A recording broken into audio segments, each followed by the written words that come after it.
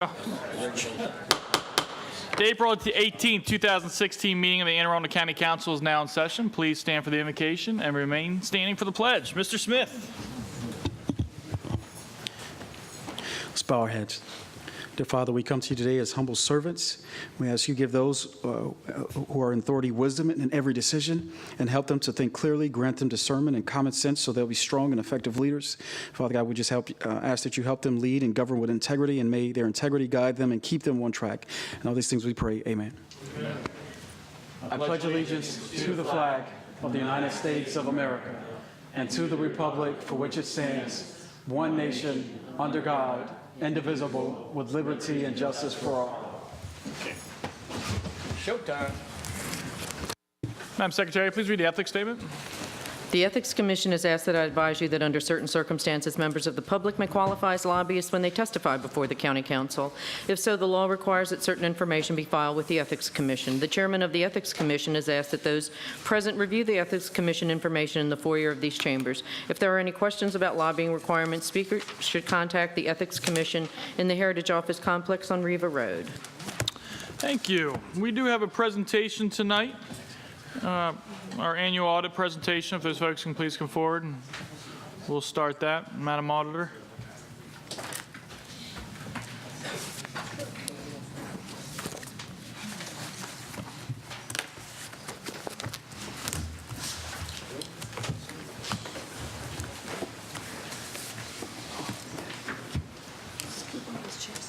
Oh.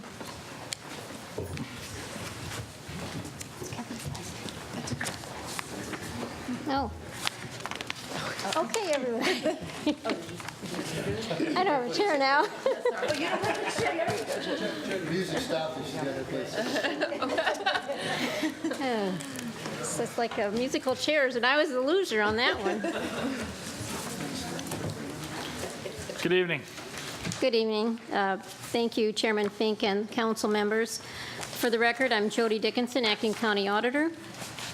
With me tonight is Keith Novak, Engagement Principal with Clifton Larson Allen, and Heather Plitt, Engagement Director, also with Clifton. And to my right, Julie Mussog, Controller, Kevin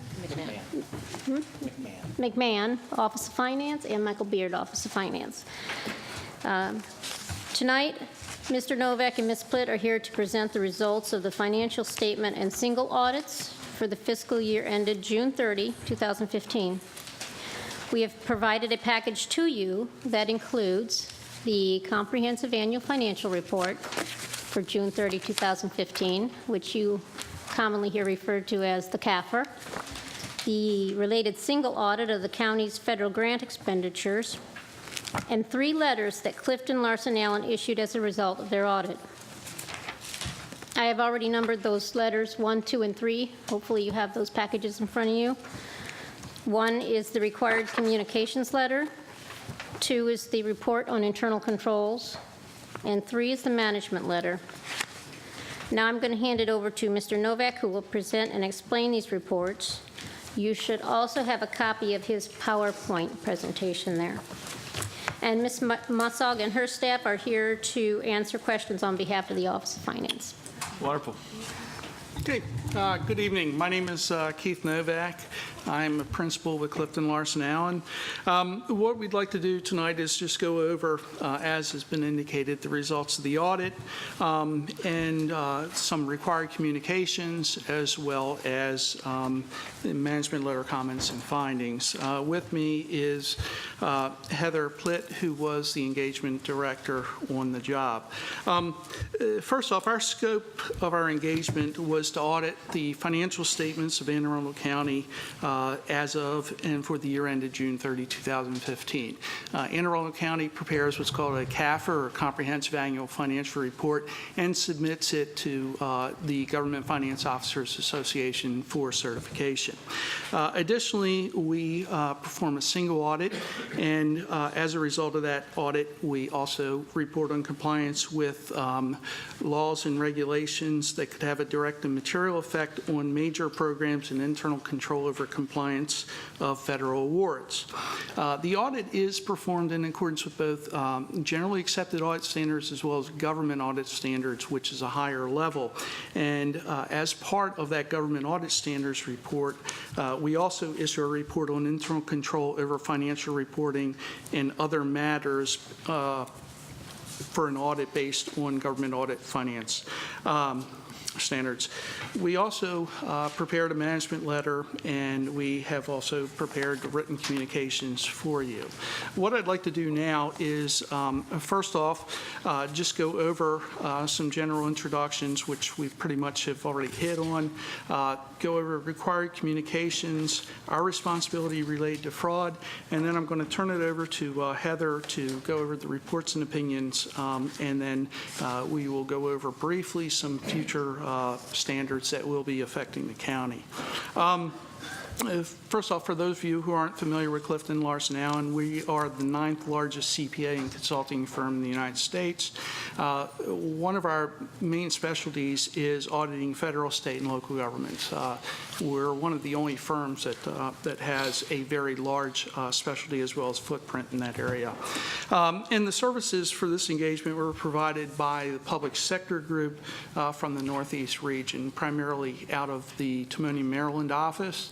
The one thing that differentiates us, the individuals working on this job work primarily on state and local governments. We don't spend the summer working on state and local and then the winter working on for-profit entities. We pretty much do this year-round. So, with regard to communications, our responsibility was to conduct the audit in accordance with generally accepted auditing standards as well as government audit standards. Government audit standards are issued by the Comptroller General of the United States. Some of the differentiators are they require a certain level of continuing professional education specific to government. We focus more of our attention on items with a larger potential for fraud and misstatement, meaning that we are looking at the big picture. We are not looking at the smaller items necessarily. In the financial statements, in the first footnote to the financial statements is a summary of significant accounting policies. Excuse me. I also like to refer to it as Accounting 101 for governments. It basically tells you what the various policies are that are being followed by the county.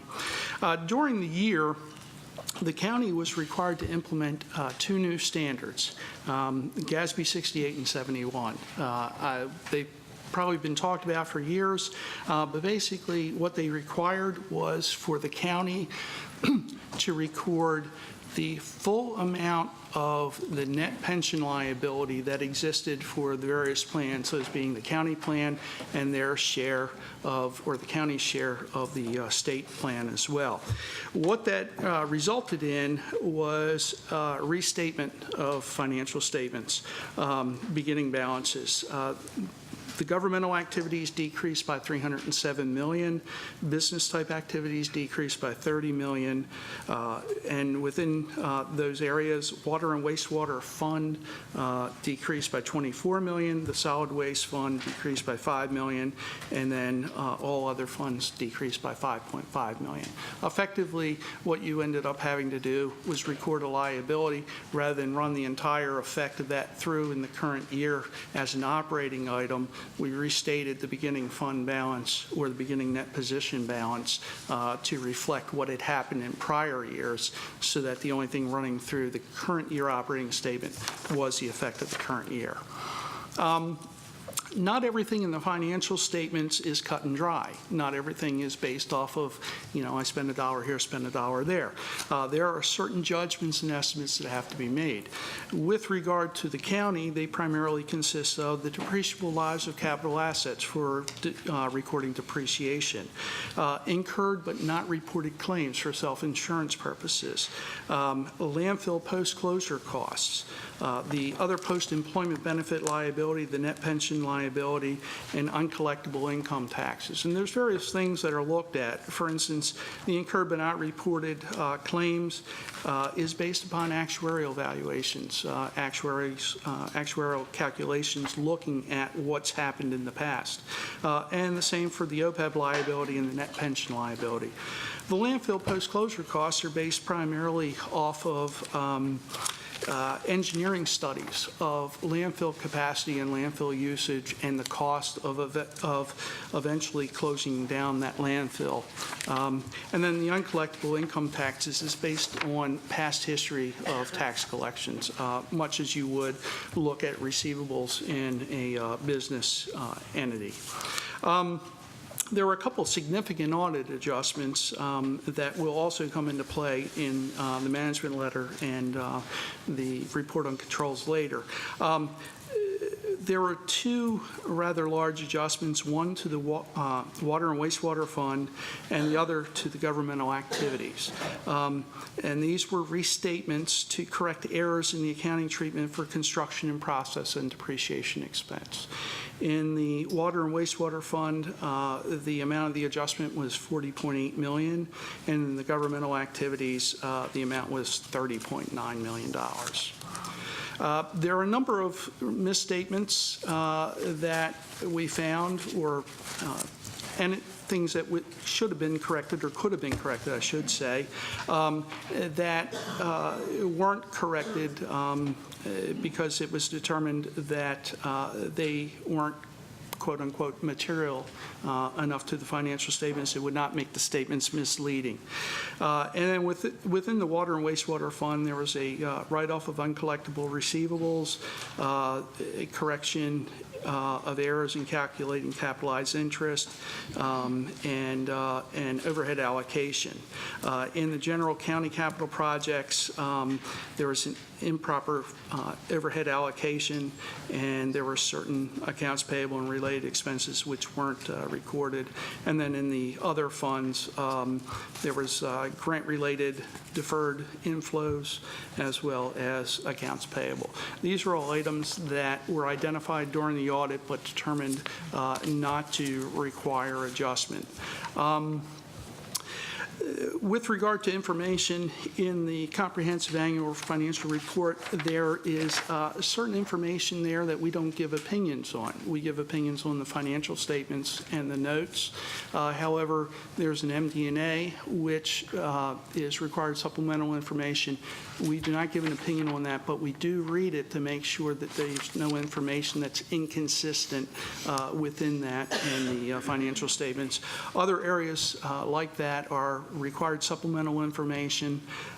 Supplemental information we give an in relation to opinion on, and then the statistical information in the back. So we read the document front to cover. We look at it to determine that there's no major inconsistencies or no inconsistencies, but our opinion covers only the financial statements, the notes, and the supplemental information. There were no significant transactions that have been recognized in the financial statements in a period different than when the transaction occurred. That gets into the restatements. We had no disagreements with management. We were informed by management that they had made no consultations with other accountants. We didn't discuss any issues with management prior to our retention. There were no agreements made that if you handle a certain transaction a certain way, we'll hire you. There were no significant difficulties encountered in performing the audit, and at the end of the audit, we asked management to make certain written representations to us. It's about a 6-page letter that effectively says you provided us with everything, you didn't hold anything back, you answered everything we asked truthfully. And we did receive that at the end. Our responsibility related to fraud is to obtain reasonable assurance about whether the financial statements are free of material misstatement, whether caused by error or fraud.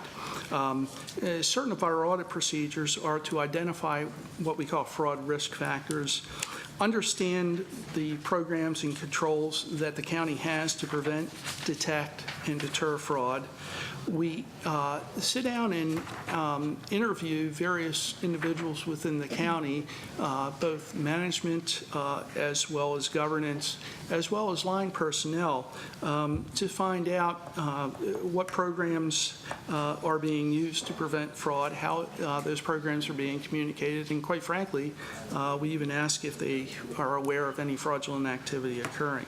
And then lastly, we do certain journal entry testing looking for fraud.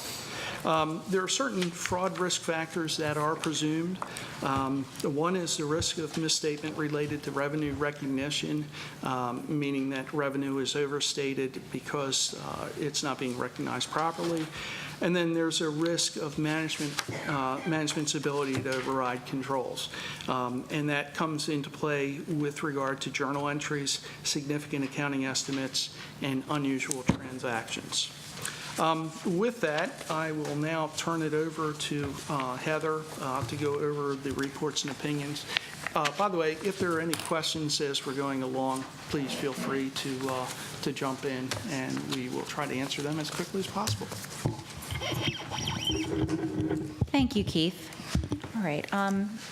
At the beginning of the presentation, Keith described what the engagement scope was, so I'm going to briefly go over what the reports were that we issued for each item in the engagement scope. We issue an independent auditor's report over the comprehensive annual financial report, as well as the operations of the Maryland, Anne Arundel County's Maryland 911 system. We also issue the single audit reports in accordance with OMB Circular A133, a report on internal control and compliance in accordance with government auditing standards, and a management letter.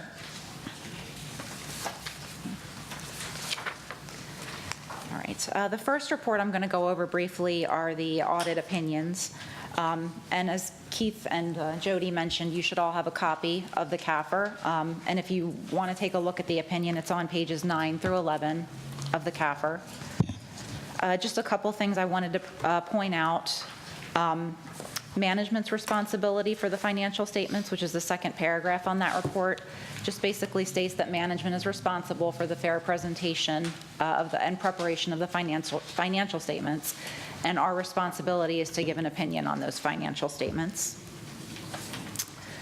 On page 10, you'll see the opinion paragraph, and basically in FY15 we issued an unmodified audit opinion, which is basically the highest level of opinion you can get.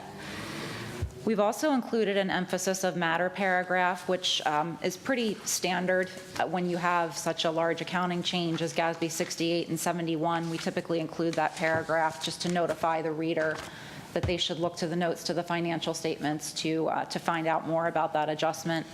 So you'll see we've included that paragraph in here for GASB 68 and 71, as well as for the restatement related to the construction and process errors that Keith mentioned. And that is on page 55 of the CAFR, if you're interested in reading that.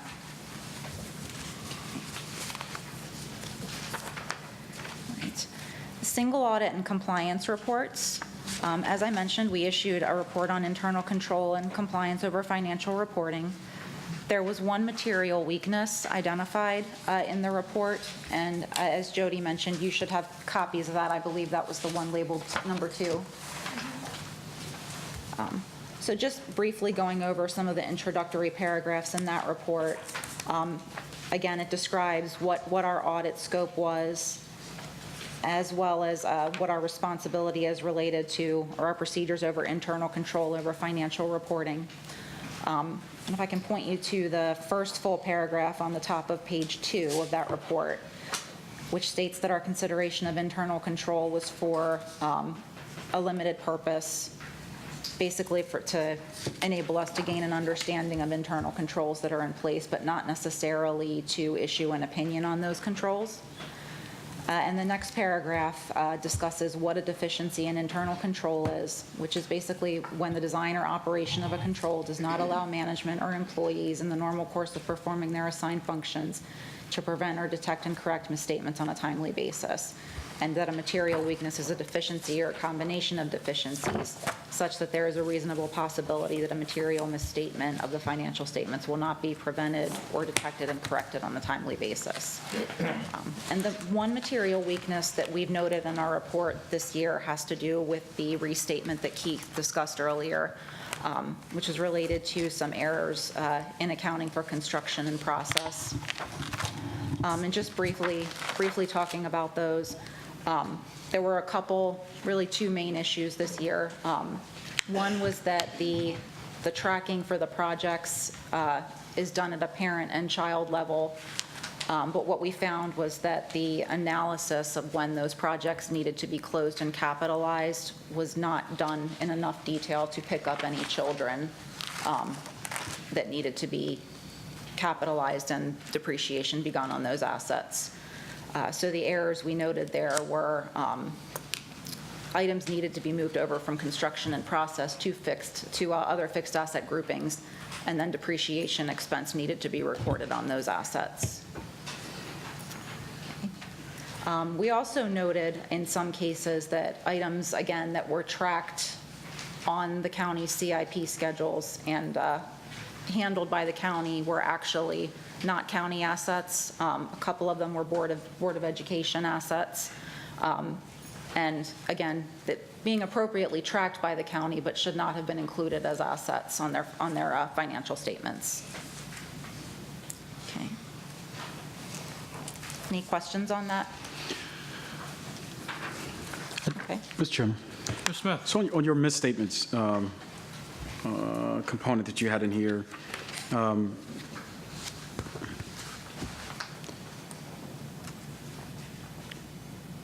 could you define the variation? Do you have a chart? I don't know if you have this. I probably should have sent this earlier. Do you have a chart based off of the last 3 fiscal years when it comes to the misstatements and what the value of those misstatements were and how they've either fluctuated, either increased or decreased over the last 3 fiscal years? Do you guys have something like that? We don't have anything like that with us. That is something that could be prepared. What was the calculation on misstatements for last fiscal year, for the previous audit? Off the top of my head, I couldn't, Do you know? Okay. couldn't tell you. I'd have to go back and look at the reports. And is there a report that tracked the deficiencies that we sustained in the previous fiscal year and whether or not those were resolved in this current fiscal year? Is that in this? That's part of the management letter. Okay. There's a page in the management letter that, or a couple pages actually, that track all of the management letter comments that have occurred over the past number of years and what the status of those comments are as to whether they've been addressed, whether they're partially resolved, in process, or fully resolved. And quite frankly, our goal, and I believe management's goal, is to see those get resolved and moved off of that schedule. Okay. Thank you, Mr. Chairman. Sure. One other thing I would mention about the construction in process, the issue there was more of a depreciation issue. It's not, it's non-cash, if you will, but it is still an adjustment that needed to be made, and it was primarily a result from grouping projects under, as Ms. Plitt indicated, parent-child. So I may have an overall project, and that project spawns smaller projects as we go along. And as those smaller projects get done, rather than being capitalized and moved into fixed assets and start depreciating because they were, placed in service, you're looking at the bigger project and looking to see when the bigger project got moved over. So it was a combination of a timing issue as well as depreciation. So it wasn't as much of an impact from a pure cash standpoint, if you will. Yeah, the cash isn't necessarily well, it's important to me, I was going to say, well, it's definitely important, but when you have your house, for example, Yeah. if you say that if we have significant errors in how you evaluate your house, when you go and take a loan on a house that you said was, $500,000 versus a house that's $300,000, well, there's a difference in what cash you can liquidate and utilize to do other projects with. So if our mechanism is broken where I'm not saying that it is, I'm just saying that if that is the case, then it can affect our ability to borrow or it's sort of our books on what we value us as a county, like what our total cash assets equate to. Well, keep in mind that these were fixed assets, and we're recording at cost. We're not looking at fair value or market value. So effectively, what you're doing is you're ratably recognizing the service life of that asset over a period of time. And that's what the depreciation is representing. Your point is well taken, but my only point was this was It's fixed. not a cash issue, and it has been fixed. Right. Okay. Okay. Mr. Chairman, Mr. Walker? while you're answering questions about the parent-child relationship, do you have an example specifically that you could share with us? A specific I heard project? water. Yeah, I heard water, sewer, or something like that. Was that there was some kind of project? Was it a water sewer project? I mean, I understand the term parent-child, but I guess I was just looking for. There were what is- different projects in water and sewer as well as general county. I mean, I think an example would be is that we look at projects at the parent level, and when there's a lot of spending towards what their budgeted amount is, we start asking the question, is this project closed? Is it in use? So some just keep getting more budget money added to them, like say athletic fields. But underneath athletic fields are a bunch of bunch of schools. Okay, that I get. I So understand that. I'm just thinking, I'm looking at the budget book in my head, and I'm saying, I'm seeing specific line items for specific projects. You're not talking about that. You're talking No. about a category. Exactly. Like ball fields, and then you've got Yes. sub-projects underneath that. Exactly, and Got those it. sub-projects are being completed, but every year you're adding more budget money, so it's not Sure. triggering the question to say that it's at a point that it's completed. Got it. So now we have a process in place to make sure those child projects are being examined at that level as well, and the project managers are now much more aware of what they need to let us know, and we're trying to make a change within the Enterprise One system that they can flag them once they're at a point that they can be moved over to be depreciated. Fair enough. Thank you. Mr. Chairman. Mr. Gressel? Well, I'm looking down here, it says about there was a finding for assistance to the firefighter grant. Match requirement for this grant was not met before the year. How much money we were talking there? Did you pick that up? About $2,300? Oh, that was small money then? Yes. Okay. And- So if we didn't match it, then we didn't get the grant, basically? Is that what happens? No, they actually extended the grant. It was sort of self-resolved by the time it all took place. They reported the grant was complete at the end of June 30. It actually wasn't, and we were granted an extension and able to make the match, so Everybody's happy? everybody's happy. Okay. Heather will get into this in a little more detail, but the one thing to keep in mind, that particular finding fell within the single audit. And in the single audit, the materiality levels are very, very, very much lowered. And this was a compliance issue. So it wasn't in the compliance area, it's binary. It's either right or it's wrong. It's either yes or no, regardless of dollar amount. And so this was required to be reported because we hadn't met the match. If we hadn't met the match by $1 or $10,000, we still would be reporting it. Gotcha. You should also have a copy of our single audit report, which Keith was just referring to, and that includes the report on compliance with requirements applicable to each major program and on internal control over compliance and schedule of expenditures of federal awards, otherwise known as the CFA, in accordance with OMB Circular A133. We issued an unmodified opinion on that as well. There were 6 programs tested as major programs, and those totaled about 54% of your total federal expenditures in FY15. There were no question costs, and as we were just discussing, there was one finding for the Assistance to Firefighters grant, but this was corrected subsequent to year end. And one other thing I'll point out, Anne Arundel County was not considered a low-risk auditee. And basically, all that means is because in FY14, we issued material weaknesses in our report on internal control, you can't be considered low risk for purposes of A133 testing. And that just means that instead of us being required to test 25% of total federal expenditures, we're required to test 50%.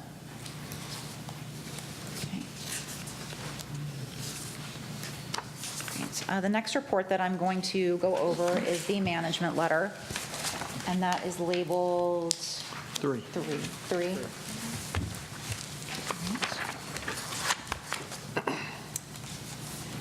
Right.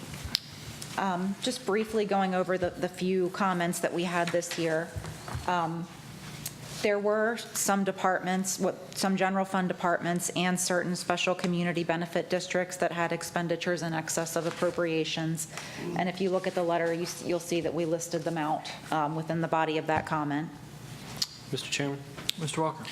I noticed that there's three of them. The police department is the first one and obviously the largest one.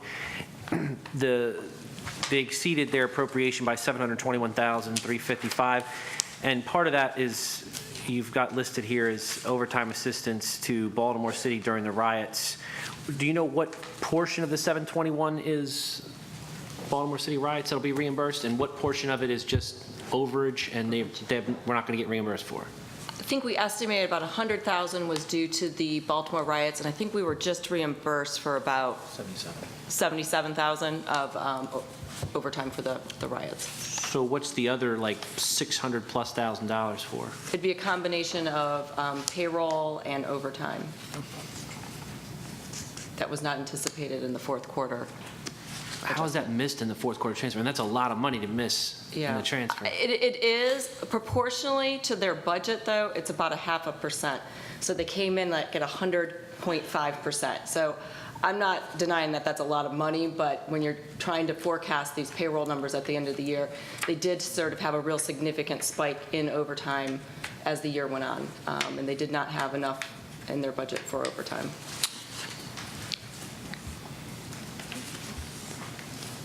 Are we going to have the same problem this year? Hopefully not. From what I have seen so far, when we're starting to look at the fourth quarter adjustment, it doesn't look like they're going to have a significant need in the fourth quarter for the police department. Okay. Good, Mr. Walker? Yeah, good. How does that work? So $721,000 over appropriations. I mean, where does that money come from? And I guess you never have to come back to the council for it. It's just kind of brought up in this audit. And I mean, obviously it's a mistake, and I understand that. But it's kind of, hey, we overspent, and it is what it is. It's coming out of the rainy day, or it's coming out of the CAO's account. It's coming out of next year's monies. Fund balance. Fund balance. Yeah. And no authority is needed for that at that point. It's a mistake, and you guys can spend it. That's why we have a conversation now. Right. So it's just brought up in this. But what would stop next year if it was $4 million?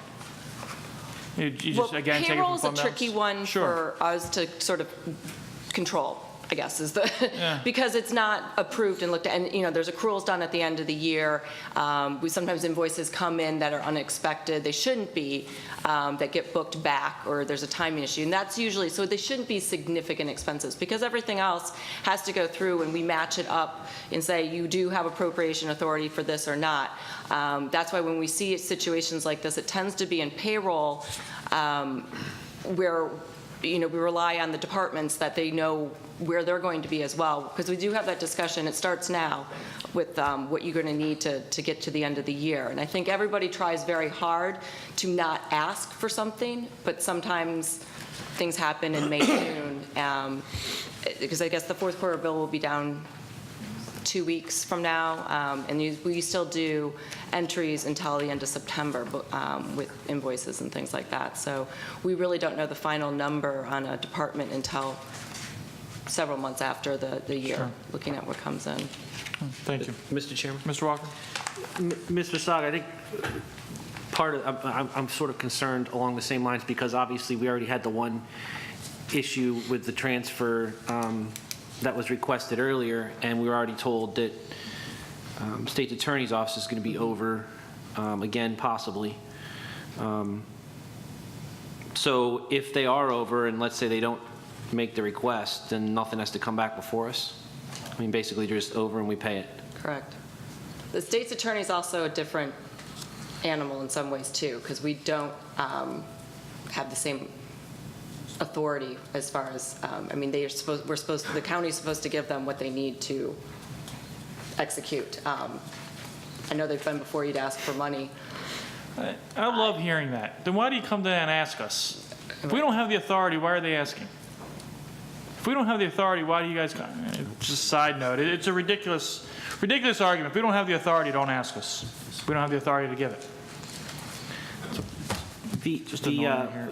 The other office that's over was the county exec. Was that just from, was that just because there was a transition and the new Yeah. county executive hired Well, more staff and or there was paid a, people more, or? No, they had a turnover target of about $123,000, which is about 8% of payroll, which is really high as a turnover target.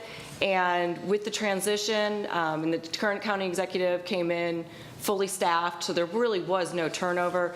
Not to mention when the prior staff left, there were payouts for vacation and things like that, that it's actually like a negative turnover situation when you have to, you're paying the payroll plus 3 or 4 weeks of vacation. Sure. And then the last one was the social services, and that was just a lease payment that was.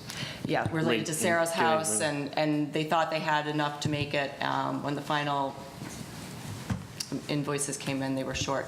But we have good news on that this year. We've got the agreement signed today, actually, and that will be taken care of in the fourth quarter adjustment. Okay. All right. Thank you very much. Thank you, Mr. Chairman. Councilman Walker? Yes. Can I add that the key to avoiding these kind of situations is accurate and thorough predictions at this time of the year for what they're going to need in the fourth quarter. Sometimes that's a difficult thing to do, and sometimes it's just not thorough enough to catch all those things that are out there to have enough appropriation authority assigned to them. In the case of the police department, by the time we were looking at it in May and June, we knew they were going to be over by far more than they had asked for in the fourth quarter. But by that time, they did not want to change the request in the fourth quarter bill. They were going to try to liquidate some of their open purchase orders at year end, but they were not willing to do that. So it just carried over, it was overspent. What was the fourth quarter transfer request? Do you recall what the number was? I was 500,000, something like that. So they The total requested $500,000, overage, but they went over by 700. they went over by 1.1 million, and they requested 500,000. So this 721 fell out as not being covered. So it can be fixed. Is there a max? Is there a max they can spend? The appropriation authority given to them in the budget is the max they're supposed to spend. Yeah, but what happens, the administration just doesn't want to come down with the real number. They're embarrassed. They spent $2 million more than they were budgeted. They asked for 200,000, and there's nothing that stops them from paying that extra 1.8. I don't know That's if that, I don't know that that's the motivation. I would Yeah, I just say don't there's sometimes the predictions and their projections of what they're going to end up with is not always right on target. Sometimes it's things they can predict, sometimes it's things they can't predict. But So in this case, you just said that they predicted it. They knew they were going to be over, and they just opted not to make the change. when we were analyzing it, when it came down to be heard, we knew it was going to be over that far. And at that time, they did too. But they put these numbers together for the fourth quarter transfer bill much earlier than we do. But they could have amended the bill. Yeah, and They just chose I'm not not to. familiar enough with what happened at that point in time for that discussion, but this is what Ms. Sutherland relayed to me, that the purchase orders we were hoping they would be liquidated, and they were not. And they had said they were going to do that, but then they decided not to? Nobody talked to me about that. Like I said, when we look at appropriation authority, we do not look at payroll as being a line item that can be appropriated for invoices. Since payroll is outside of our approval authority, the assumption is that they're going to meet their payroll target unless they tell us otherwise, and that they need to use some other line item. So when we're looking to see if there's availability, we're not using any payroll money as approving, as authority for any other kind of expenditure, such as a contract expense or supplies and materials and things like that. We separate that out as a separate line, and we don't consider payroll as being available. So they stayed within their budget in every category except for payroll?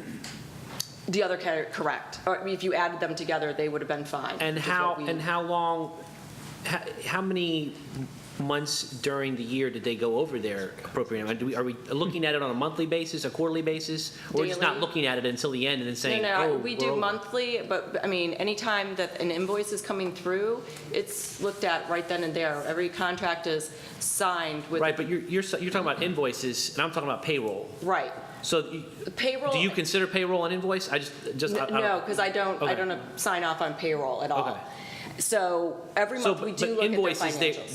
they were good on invoices. Yes, So, yes. but payroll is where they were over. And that came through in the final month, that they were over on payroll. And are they looking at that every month? Yes, every department gets monthly financial reports. So they had to know they were way over. They had to. That's a lot to be over and not know. Thank you, Mr. Chair. Okay. Mr. Chairman. Mr. Gresser? Just so we can move us on. Our auditing folks over here, I've seen this probably for the last 5, 6 years. In your honest opinion, are we getting better or worse? Well, as you said, we've had this comment in the letter for the past several years. I'd say every year. I don't know that it's getting better, in my opinion. I don't know if it's getting better or worse. Typically, we have maybe about 3 or 4 departments that are over every year. Jody, So it's the same old stuff every time, right? Now, we pay you folks, and how much does it actually cost to do something like this, that we actually do? What, the audit? Yeah, the actual audit. It's once a year, I'm taking it, right? Yeah, it's once a year. Best guess, just give me something to dig on. It's roughly, 200? yeah, roughly 200,000. 200,000? Okay. Thank you, Mr. Chairman. Mr. Chair, Mr. Welk? maybe I'm jumping ahead a little bit, but the next thing I had underlined in this moving forward, I guess, was under the Department of Public Works. And every year, since I've been on the council, this issue has been in front of us with regards to spreadsheets and tracking our good old Department of Public Works on an antiquated Excel instead of in a software. Right, you're correct that it's been in our reports for the past several years. One thing I'll point out, though, is that in the past 2 to 3 years, it's been in the other report, the report on internal control, as either a material weakness or a significant deficiency.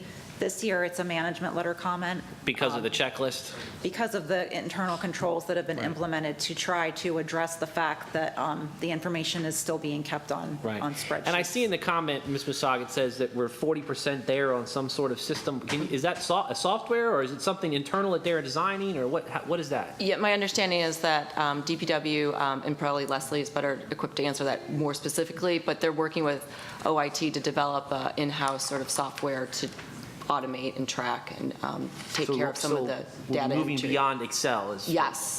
what you're yes. saying. I think it'll be probably 2 more years, as from what I understand. It's not going to be completed next year, in this fiscal year, because that ends in 2 months and we're not done yet. So I think it'll be done in the next fiscal year, Got it. the automation. Okay.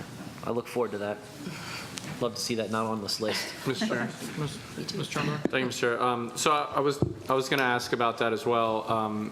So considering that conversation that we just had, the fact that they don't have new software in place yet, would you say that the department is handling it the best that they can with the tools that they have available at this time with regard to the checklist, or is there still a deficiency and vulnerability there?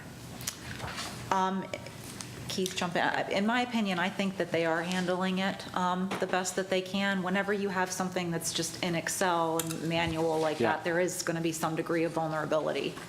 But having said that. So if we're on track to get a new system in a year or two, this is the best they can do until then? Yeah, I'd say this is, that they're doing the best they can do. I think the history of the comment really goes back to where, first off, this is a rather large, cumbersome Excel Sure. spreadsheet.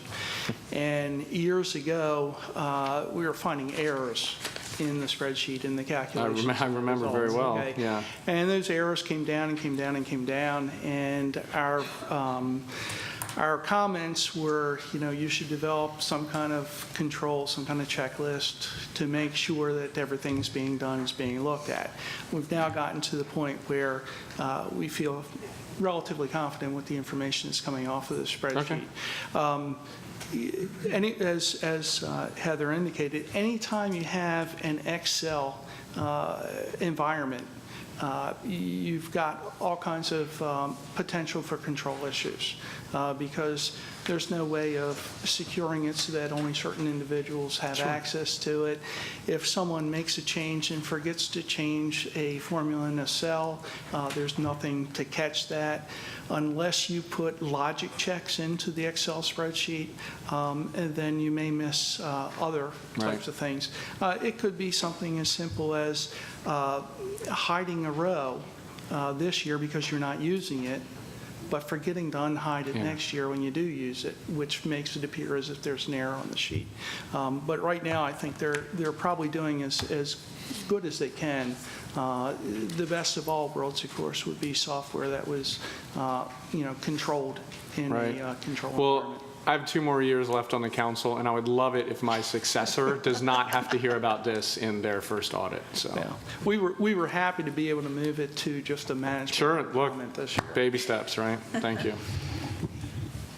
Okay. Just a couple more comments on here. This year, we noted some very immaterial errors with respect to calculating capitalized interest. And as you can see, management's response, they're going to be implementing a checklist to ensure that those errors don't occur in the future. Grant revenues and deferred inflows of resources.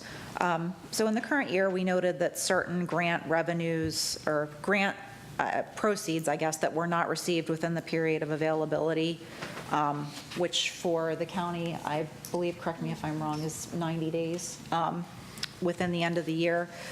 If it's received after 90 days, it should be recorded as a deferred inflow of resources. Instead, it was recorded as a grant revenue.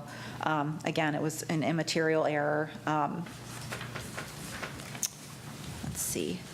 And then on the next page of the management letter, page 4, was the chart that Keith was mentioning earlier, I think when Mr.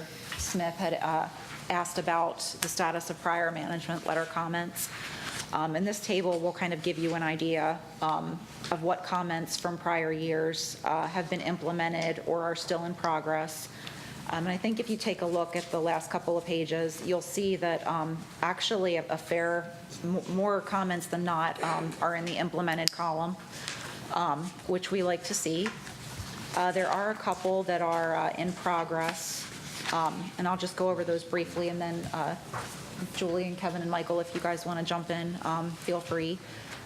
Number 2, the reforestation fund and reviewing subsidiary records. That is in process, but there's a very high volume of records to be reviewed there. So again, it's in the works, but not completely done yet. And then there are also a couple of number 4 and number 6 with respect to information technology. Those are still in process as well. The other 10 were implemented. And this is probably the highest level of implementation in any one year that I've seen. A lot of progress was made this year in getting rid of, in resolving comments, I should say. Great.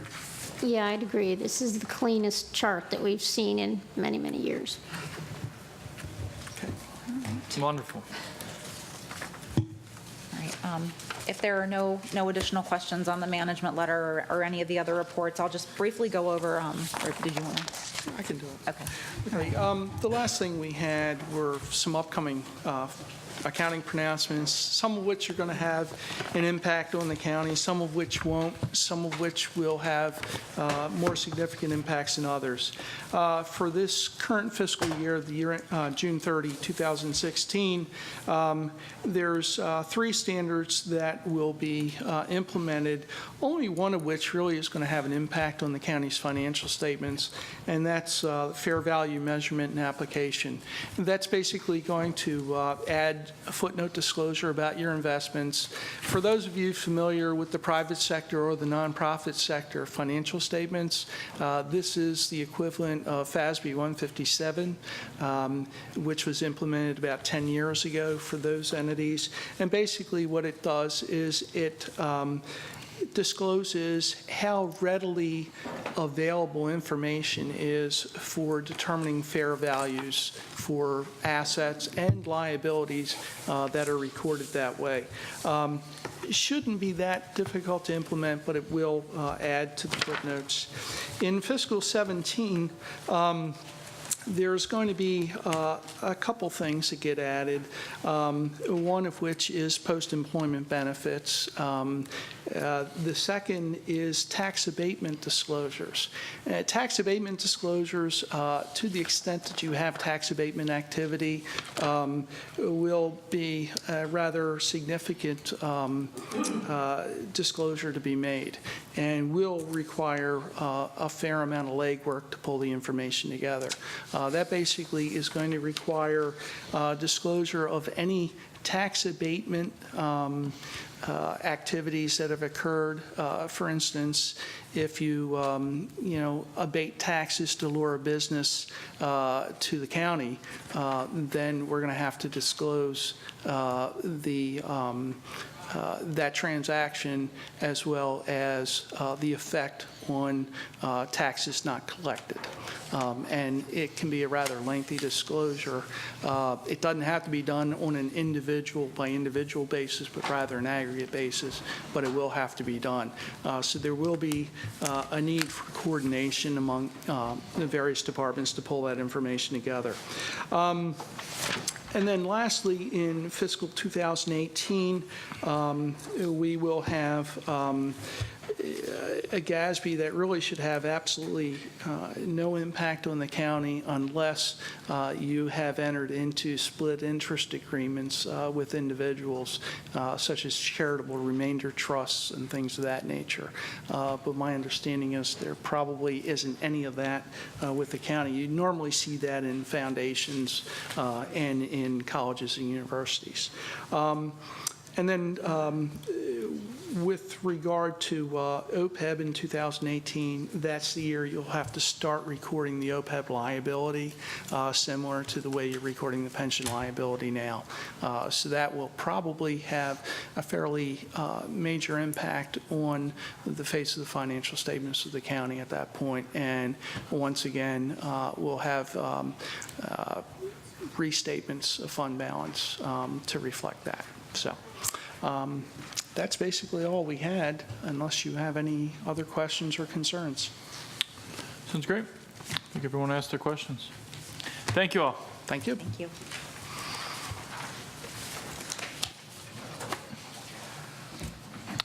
All right, is there anyone in the audience who would like to address the council briefly on any subject not on the printed agenda? We ask that you keep your remarks to 2 minutes. Please state your name and address for the record. I do see we have one person signed up for the invitation audience, Sharon New. And if there's anyone else wishing to speak, we have 5 additional seats up front. Right here, okay? That's fine. My name is Sharon New. I'm an Anne Arundel County employee.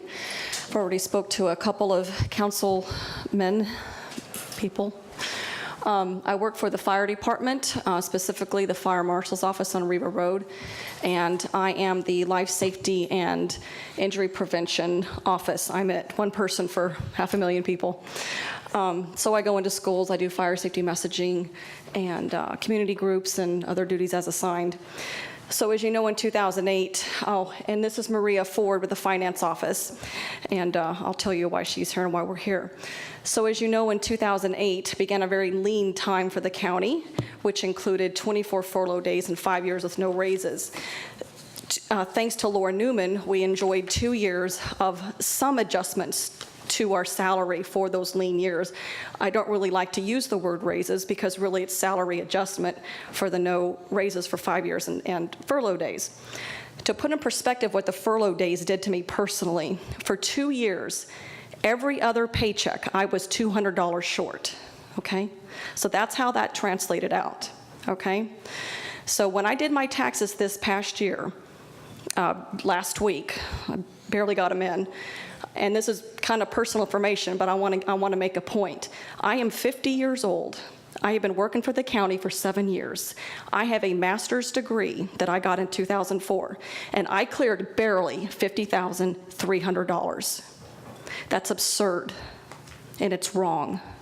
If I had been getting the merit raises and the COLA raises for the 5 years, included with what Laura Newman did, I would be making well into the 60s at this point, and I would be happy. It's not what I would be doing with the private sector, I realize that, but I am 4 miles away from work. I get that. I enjoy my job. I have 13 years left with the county. I would like to retire here. I'm not making it. And I can't emphasize that enough. I have to pet sit. I have to do cooking demos at the farmer's market. I have to do event planning. I have to do everything I can to keep cash in my pocket. Because when I get through with pension is taken out, health care is taken out, taxes are taken out, I'm living on about $400 for 2 weeks. Please summarize. Do what? Please summarize. Okay. 2 minutes, Pop. So the union workers, we're divided into two workers, two classifications at the county, non-rep and union. The union have negotiated with the county a 2% raise and a $4,000 bonus. Because I'm non-rep and 800 employees are non-rep, we get nothing. Thank you, Ms. Snow. Thank you. All right. Ma'am, did you want to? You're good. Very good. Ms. Chair, Thank I you. actually question. didn't express enough, to tell you the truth, but, Ms. Schomburg. okay. Ms. New, how many non-rep employees are there in the It's my county? understanding 800? 839. 839. Right. Okay, thank Yeah. you. Thank you for coming down. Ms. Johnson? Julie Johnson, P.O. Box 6634, Annapolis, Maryland. It was an interesting session we've had with the auditors. Complex and concerning because, you know, a couple $100,000 a year and a couple $100,000 is concerning to taxpayers. But if people work overtime, clearly they're entitled to salary, but jeepers. It's difficult. Bless you. The other thing I wanted to do was to express my appreciation to some people who helped me out. I came and complained that the Board of Appeals issued subpoenas to the Health Department to produce documents. The Health Department did not produce the documents. They didn't give them to me, you know, the first try. They didn't produce them at the hearings, or they didn't give them to me at the hearings. They didn't give them to me on a second try. But after the last meeting, I'd like to particularly thank Lori Blair for being involved, and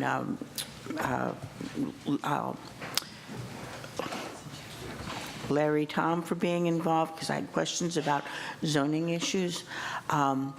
I have a lot of concerns about what goes on in this county with certain people who do development, and they don't follow the rules. They don't apply for permits before they start the work. And it's one thing if you're a hairy homeowner, you've lived in the house for 20 years, and you're just doing something. But when you buy a property and you gut it and you go from, you know, from ground zero to do everything, I think that it's impinged upon you, or, you know, that you have a duty to comply with the laws.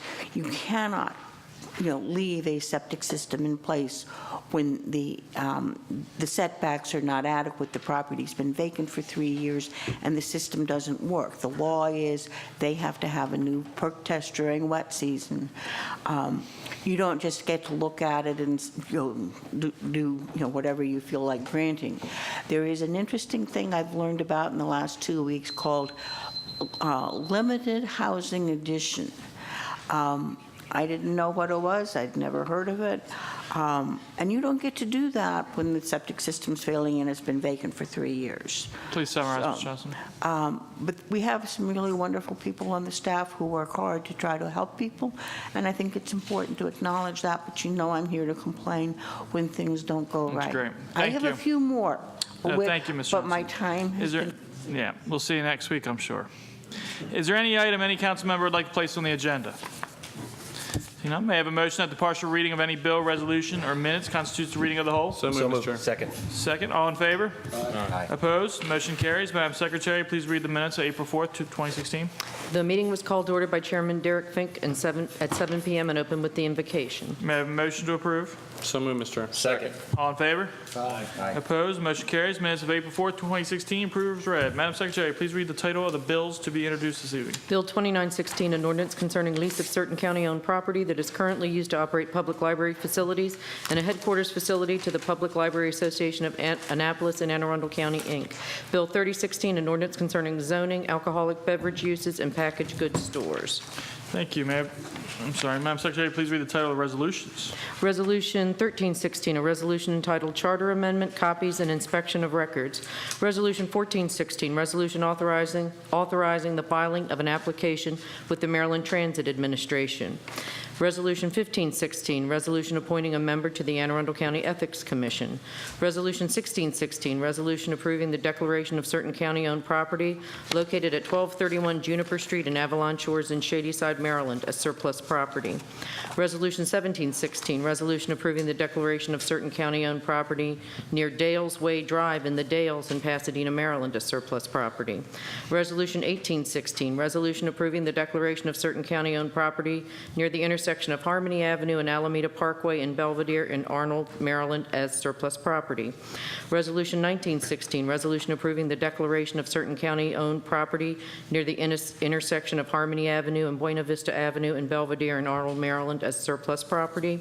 Resolution 2016, resolution approving the declaration of certain county-owned property near the intersection of Pekin Road and Edwin Rayner in Pasadena, Maryland, as surplus property.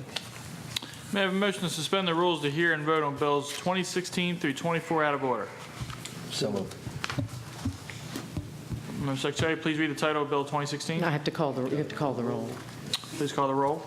Please fix the script. Mr. Walker? Aye. Mr. Smith? Aye. Mr. Grasso? Aye. Mr. Pruski? Aye. Mr. Prutka? Mr. Trumbauer? Aye. Mr. Fig? Aye. 7 in the affirmative, none in the negative. Motion to suspend the rules to hear and vote on bills 2016 through 2416 out of order passes. Thank you. Please read the title of 2016. An ordinance concerning the Odenton Growth Management Area and Plan Review. Mr. Marzick, anything else to add to this? No, sir. We'd ask for your favorable support. Anyone else from the council? No?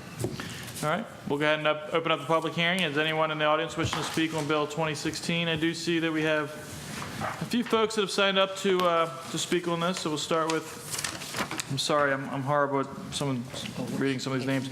Rebecca, I'll go with first names, Sarah and Laura. I'm sure you know who you are. Hi, my name is Rebecca Catraba, and just so you know, I'm the president of West Arundel Creative Arts, which is a nonprofit arts organization in West County. As you all know, the population in West County has grown greatly in the last 5 to 10 years due to BRAC and DISA and other agencies and businesses coming into the area. The citizens of West County need and deserve the amenities available in other areas of Anne Arundel County. The good news is we have plenty of sports fields, and we have plenty of pools and open space and school playgrounds. But what you don't have is any space for artistic or non-sports activities.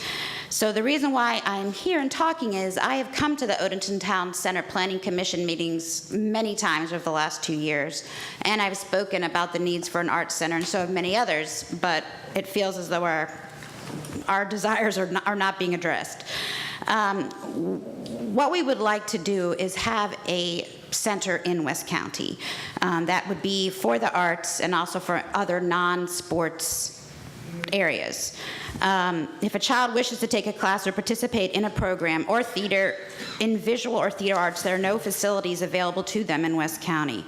The only theater and visual arts being offered is by my organization, WACA, and our space is temporary and may go at any time. It is only by the generosity of 2 developers that let us use currently vacant space.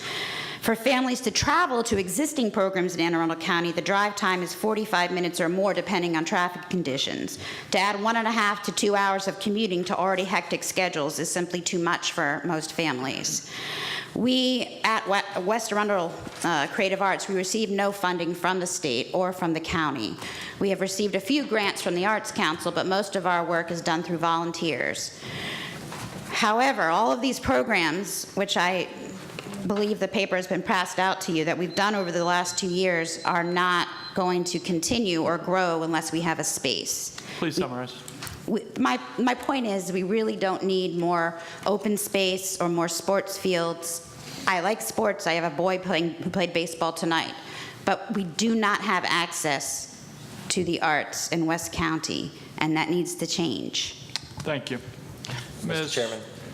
Just quickly, I wanted to point out, Ms. Katroba, thank you again for all your work in West County. Amendment 2 that was passed at the last council meeting actually added the word theater as a possibility into the plan, and Amendment 6 provides an independent study to look at such facilities. So I just wanted to know that in terms of the amendments that I submitted, that is something that we're trying to address, and thank you for all that you do in West County. Thank you. I appreciate that. Ms. Shoemaker?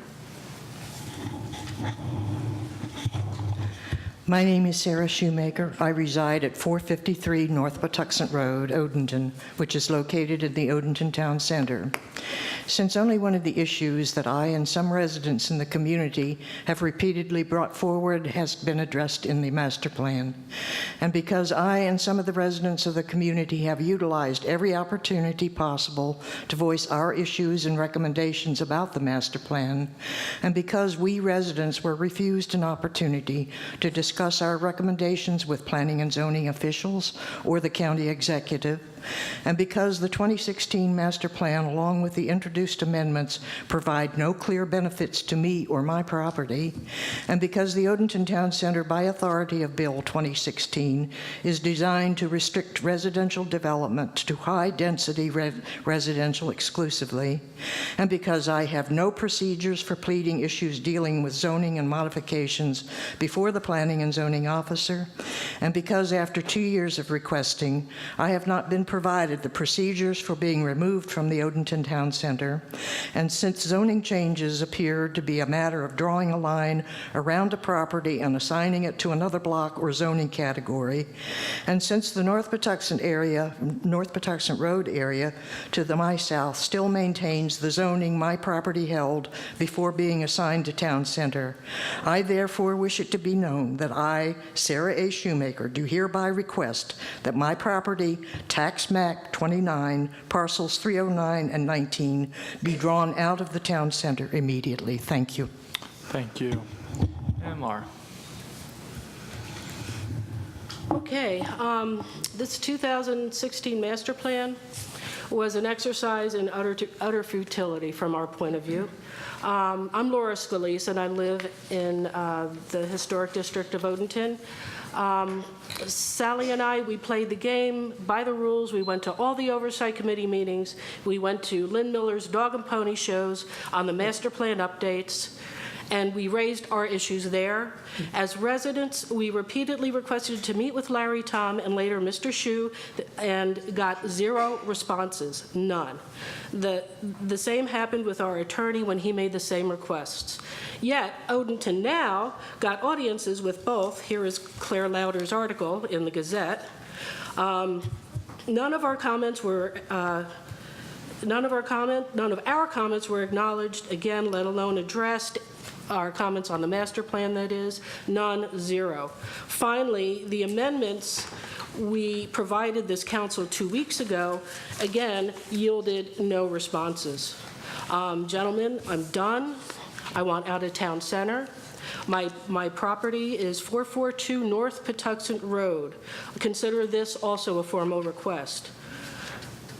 In your Article 17, it's for, among other things, the development of high-density residential uses. This does not describe my property or my neighborhood, so here is my legal justification. My property does not fit that definition. With all due respect, gentlemen of the council, I need somebody to tell me how to petition for my property to be removed from town center. I've asked Mr. Prusky, I'll ask you, Mr. Fink, I'll ask you, Mr. Grasso, I'll ask anybody on this council, what do I need to do to petition my property out of town center? Thank you. Thank you. Anyone else wishing to speak on Bill 2016? No questions? No, Mr. Chairman, I'm just going to make a real quick comment. First of all, as I stated at the last meeting, I met with various stakeholders, and anyone who called me, I met with them and actually walked and talked with people in the neighborhood. I do want to highlight 3 things that were suggested by the Historic Society, the National Historic Registry, in terms of adding properties, and number 2, also contributing historic structures outside the sub-area, among many.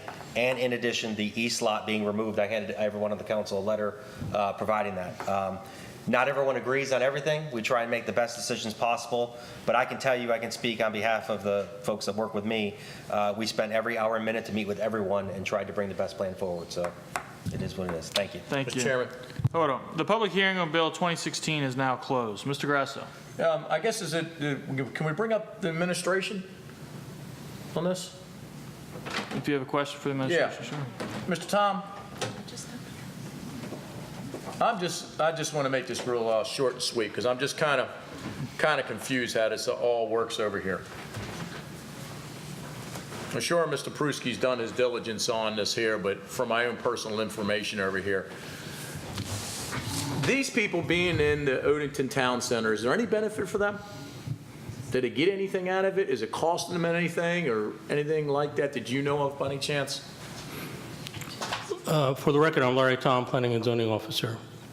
In terms of actual cost to them? Yeah. Does it cost them? Why are they so bent to want to be out of this? I mean, what is it that's stirring them, they're stealing them up? I guess you need to ask them, but there's no cost for them to being in the town center. Okay. So they're not going to lose nothing by being in this, right? The historic district has been designated as the historic district in one way, shape, or form since the first master plan done in 2003. Right. Over time, just like any other planning exercise or any kind of long-range planning, things evolve. I think the 2016 plan is a refinement over what occurred in 2003 and also what occurred in 2009 update. And it recognizes that certain properties are still contributing and also makes a distinction between those that are not necessarily historic. So like what they're saying over here, there's no financial loss is what it sounds like to them. So I mean, I'm trying to understand half this stuff, and I still come away shaking my head.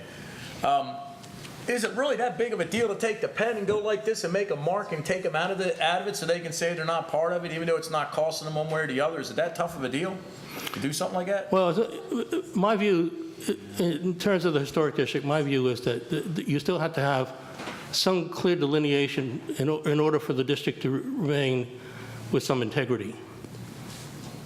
And that's my view. So, like, in other words, if they were right in the middle of it, it'd be a little hard to take them right out, right? But if they're on the exterior of it, you can move the boundaries then, right? Is that how it would work? Well, conceivably, yes. Okay. But their properties, at least in the view of our professional staff and in my view, are contributing properties. Contributing. When you say contributing, and what are you talking about? They have some historic value. Have historic value. Yes. Got it. Okay. So it's not costing them anything to be part of this deal, right? So they're not kicking up more money, because when I spoke to them outside, if I understood it right, they said that we were being zoned commercial or something like that. And when I hear that word going from residential to commercial, I would think that their taxes would go up. That's not happening? Well, there may be some tax ramifications, primarily because all of the town center is mixed use, considered to be, to some degree mixed use. Yeah, but I mean, putting this label on it, the Odenton Town Center, are they going to see their taxes go up? Is what I'm trying to get at. Well, they sound like they clearly don't want to be part of this deal, and then I can understand them if they don't want to be part of it and it's not going to financially cost them anything, then there's really not a lot of argument here. But if it's going to cost them something and they're not getting anything out of this deal, then I can understand why they're upset. That's all I'm trying to say. I'm just trying to figure out, I'd rather have people leave here happy than miserable, and if they're right along the outside of this perimeter and we take the little pen and say, okay, you're out, goodbye, and throw a little line and they don't see their taxes go up, then I think that's fair. I just don't want to see these people miserable for being part of something they don't want to be and they're not right smack in the middle of it. I don't think it's fair to raise their taxes is what I'm trying to say. I understand. Does any of that make sense? So is there any possibility of taking care of that? where they're at? You know where their properties are? Yes, I'm familiar with their properties. Okay. Mr. What else Chairman? going to say? Somewhere comes Lynn Miller, the big guns.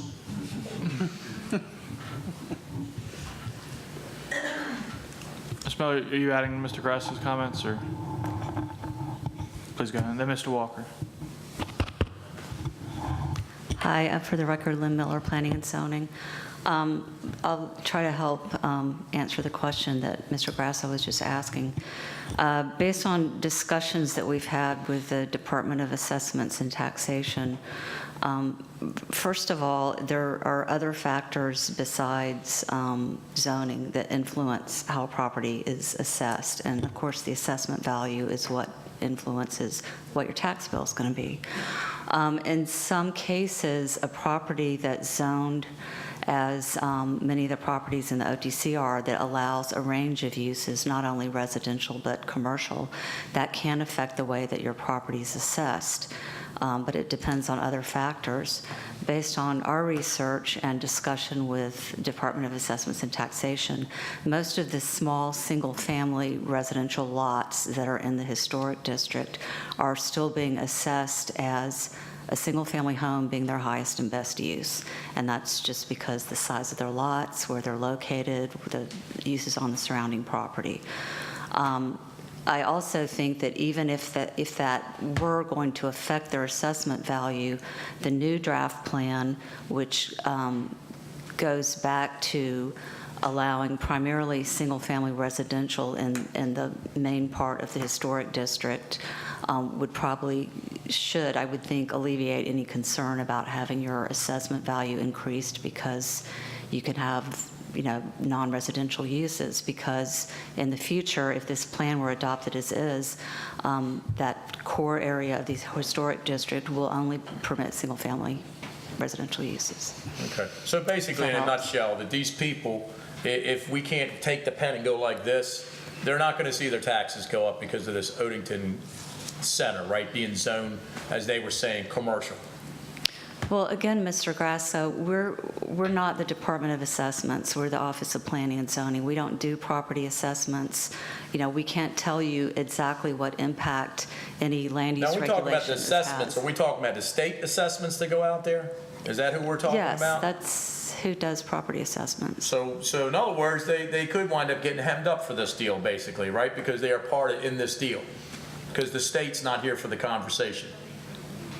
Does that sound right? Say something. What I'm saying, Mr. Grasso, is what I've been told by staff at the Department of Assessments and Taxation, is that right now, they're being assessed as a single-family residential use as their highest and best value. I can't tell you all the factors that could possibly change that in the future. I don't know. I'm not involved in property assessments. Mr. Chairman, can I speak to Mr. Grasso's question? Mr. Walker's next. Oh, I'm sorry. I was going to answer his question. Oh, go ahead, Yeah, Mr. if you don't Pruski. mind. So if you recall... Sorry, Mr. Chair, if that's okay with you. Yeah, Fine with me? thank you for yielding. If you recall, when I first got on the council, I passed the bill about the stormwater in the Odenton Town Center, relieving those folks if their property was residential. I've said I'd do the same thing for them now if there's an issue. But right now, there's only one or two people that have brought up concerns, and they've actually been in the plan since 2009 or sooner. So again, if it is an issue that we have to deal with, we will do that. But SSTAT is the ultimate state personnel that deal with that and answer your question. So. Okay. Well, answer that question. Mr. Chair. Mr. Walker. Ms. Miller, Mr. Tom, based on what Mr. Pruski was saying and what Mr. Grasso was asking, is there, in your opinion, or could you check with SSTAT and maybe get back to us, is there something that we could do, like we did with the stormwater bill, because that's most recent in my mind, and Mr. Pruski brought it up, to make sure that whatever their assessment isn't increased? I mean, I'm sure at this point they've probably already been increased. I'm assuming if SSTAT, since it's been in place since 2009-ish timeframe, if there was an increase, they probably already had it and been dealing with it on an annual basis. But is there some kind of clarifying language or something that we need to, or that we could pass that would give them that status back again? What we can do, Mr. Walker, and what we always do when we pass any kind of zoning legislation is inform the Department of Assessments and Taxation about the changes that have been passed.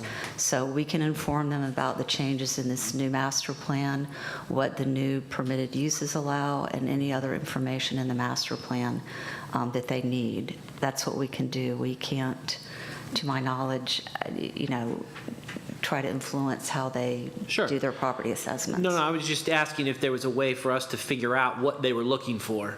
If in fact, because when Mr. Grasso was asking the question, the ladies in the back were saying, yes, their property taxes did in fact go up.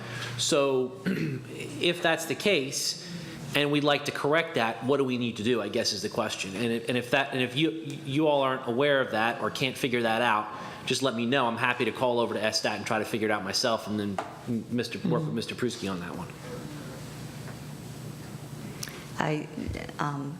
I think I've offered all I can on the topic, Okay, Mr. fair enough. Thank you. Thank you. Mr. Chairman? Mr. Perko. Sorry, am I on there? Yep. Mr. Tom, if you would, I think you said you're familiar with these properties, you're familiar with the questions that have been raised. Yes. Ms. Shoemaker listed probably 30 reasons or so why, because she went through a list of reasons, because this, because that. In this discussion about whether or not there might be a tax increase or an assessment increase which might result in a tax increase, and Mr. Grasso has asked and Mr. Pruski has responded to. What comes to my mind is this the only issue? I mean, are there other things that these ladies might be harmed by beside just the possibility of a tax increase? Are there, in your familiarity with the situation, could you summarize what maybe their other concerns are? I know that we just heard from them, but what are they also worried about, in your view? Mr. Parika, to the extent that we were able to, we tried to address a number of their concerns in this draft master plan. They were concerned about having residential properties in the historic area convert to non-residential uses. And again, what we've done in this master plan is take the central block within the historic district and limit future redevelopment to single-family homes. So that's something that we did in direct response to what we were hearing from that community. So, another thing that we did was clarify some design standards in the plan that should help to retain the character in that neighborhood. And again, that we did that directly in response to things that we were hearing from the community. Thank you. You say you did that in response to things you're hearing from the community, yet these folks have testified before us that you were not responsive to them. And when I say you, I don't mean you personally, but that the county has not been responsive to them. Can you, and I just have to ask you to comment upon that. There's kind of like an indictment hanging in the air that they haven't been responded to in a number of ways, on a number of occasions. Can we clear that up? Sure. I think that we feel like this plan represents a compromise between a wide range of opinions that we heard in a historic district. And I think you all heard some of these at the public hearing 2 weeks ago, too. Mm-hmm. So, and I won't go into all the criteria of designating a historic district again. I think we went over that, too. But the historic district in the OCT has been in place since the 1980s with some minor adjustments. And yes, we recognize that not every property is a contributing property, but there's other things that go into the delineation of the historic district, and you're trying to capture the neighborhood as a whole and its history. Nevertheless, we heard some people who didn't want to be part of the historic district because they felt that was going to place additional constraints on them. We heard other people that wanted us to make stronger efforts to preserve the historic district, i.e. limit it to single-family residences and imply or impose design standards. We heard a range of opinions in between. We heard people who wanted to be taken out altogether. At the same time, we heard representatives of the Odenton Heritage Society say that they would like the area to retain its status as a National Register eligible neighborhood. And in order to do that, we believe that you need some protective mechanisms in place. Sure. And that's what this master plan can offer to them. Right. And I appreciate your answer, except I have to follow up and ask again. Did you, they're actually saying that you refused to meet with them or did not respond to them. And you've answered kind of more or less generally that you've taken a great deal of information in from a great deal of people. But I want to clear up this, well, as I said, kind of an indictment that they're saying that you refused to talk to them. Is that true? No, of course it's not true. We don't refuse to talk to anyone, Mr. Peruka. We had a community meeting specifically for the property owners in the historic district. We invited them all by mail. That was early in the process. We had another one later in the process. All of the people speaking here tonight were at those meetings. We also had a general public forum, invited all the property owners in the OTC. They were also there. We also had a specific committee meeting at the Odenton Heritage Society at the request of the head of the Heritage Society. So we have discussed this with them on many opportunities. Okay, I thank you for your answer. May I just ask, we change the subject one second here and ask something else. There is I look at the Maryland Declaration of Rights, which is part of our Constitution, and in Article 19 it says that for any injury done to a person or property, he ought to have a remedy in the course of the law. And so, Mr. Tom, if you would, or anyone, can you comment upon or give me some direction as what might be their remedy? Legal remedy? I can't comment on that. I'm not an attorney. Here comes the big guns. Here comes an attorney. But there is one here. The second one. One's on a battleship. Thank you, Mr. Swain. Greg Swain from the Office of Law. I think the provision you're talking about in the Declaration of Rights goes more towards governmental takings. And what the Odenton Master Plan is zoning. And zoning, really since the 1920s, has been universally held not to be a taking. It's been held to be a reasonable regulation of land that does not require compensation. Well, thank you. When you say it's been held, obviously it's been held, you're referring to case law and you're referring to courts. Correct. And I appreciate that, except that in the view of these people, I would think that they certainly consider that there has been a taking, even if courts have said this is not a taking, zoning is not a taking, but they feel taken from, or it seems, or I'm getting that impression. So what is their remedy, or do they just not have one? Well, it's not really a remedy, but their right is to participate in the process, which I think they've done. And whenever we do comprehensive zoning, this is not comprehensive zoning, but for instance, when we do comprehensive zoning, properties get rezoned, and some people are not happy with the result. Some people are very happy with the result, but it really is a reciprocal right. Some people are benefited, some people are burdened, but the intent is that it's for the overall good of the community. So here in Odenton, it's 1,600, 1,700 acres, and the historic district that we're talking about is a pretty small part of that, but it is in the core of the town center. And again, this plan's been vetted. It's been in the works for probably 2 years as far as outreach groups, community meetings, et cetera. Right, and I do appreciate this discussion of this particular point. I just want to suggest one more thing. In Article 24 of the same document, it says no man ought to be taken or, no man, let me just skip some words here. No man ought to be disseized of his freehold, liberties or privileges, except by judgment of his peers or the law of the land. So obviously, your argument would be, well, the Euclidean zoning has been determined to be the law of the land, and that due process has been carried out in this regard. Would that essentially be your point?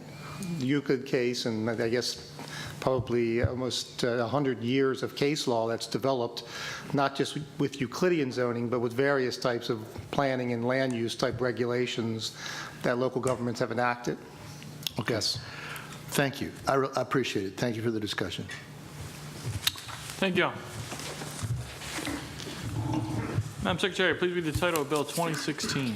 An ordinance concerning the Odenton Growth Management Area and Plan Review. Is there any other discussion? Please call the roll. Mr. Walker? Aye. Mr. Smith? Aye. Mr. Grasso? Aye. Mr. Pruski? Aye. Mr. Perutka? Nay. Mr. Trumbauer? Aye. Mr. Fink? Aye. 6 in the affirmative, 1 in the negative. Bill 2016 as amended is passed. Please read the title of 2116. An ordinance concerning zoning assisted living facilities. Mr. Mars.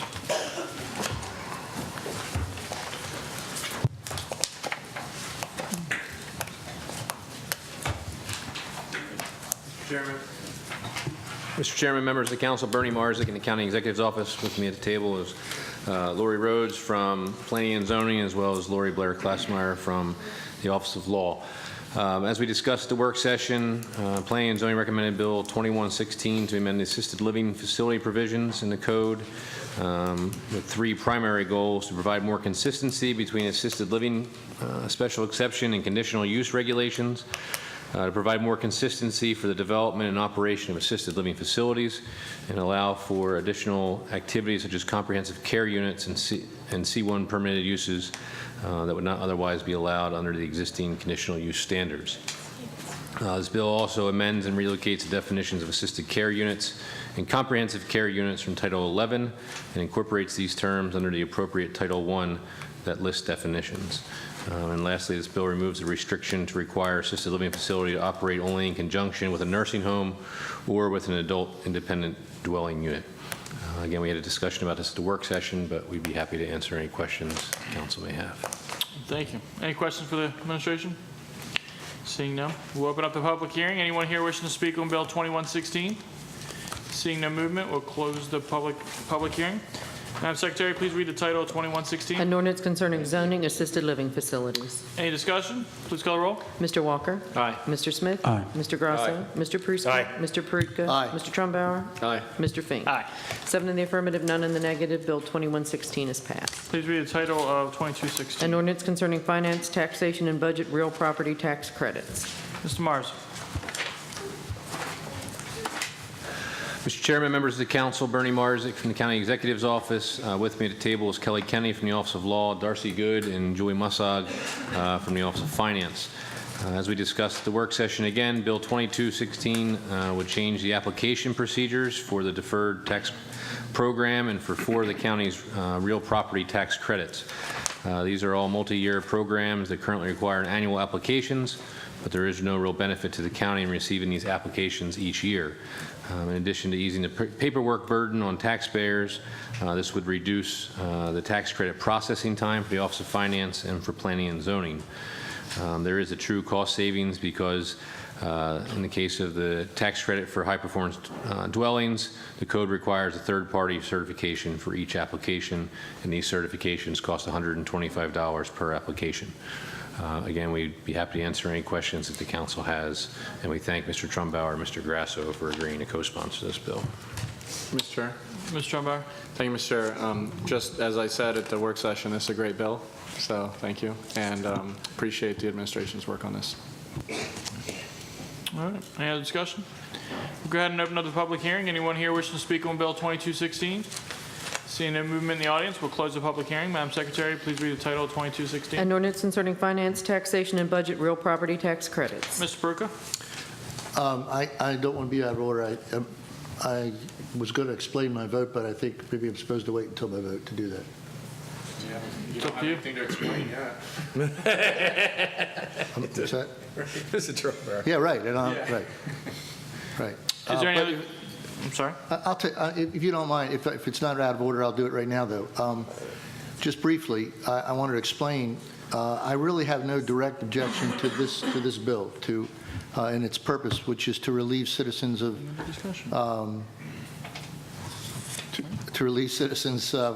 to the necessity to annually reapply for a credit that they've already actually made an application for.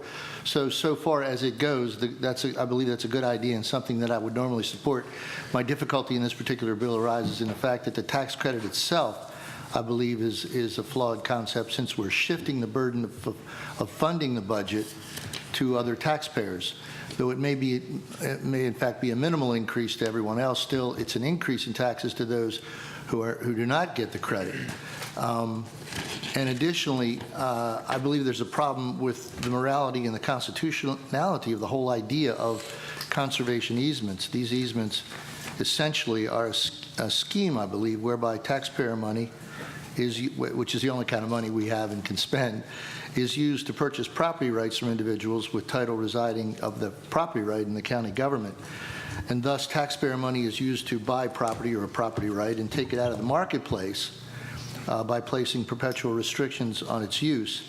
And I believe this is an outgrowth of policies which find their support, and in some cases actually find their origin in something that's called Agenda 21, which is an international agenda which has as one of its purposes to eliminate private property rights.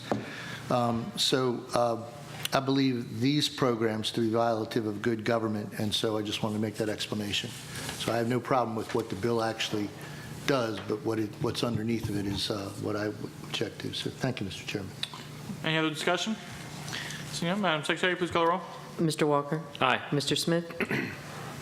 Aye. Mr. Grasso? Aye. Mr. Pruski? Aye. Mr. Prudka? Nay. Mr. Trumbauer? Aye. Mr. Fink? Aye. 6 in the affirmative, 1 in the negative. Bill 2216 is passed. Madam Secretary, please read the title of 2316. An ordinance concerning subdivision and development peer review program. All right. Mr. Marson. Mr. Chairman, members of the council, Bernie Marzik from the County Executive's Office. With me at the table is Dan Kane from Inspection and Permits, Larry Tom from Planning and Zoning, and Greg Swain from the Office of Law.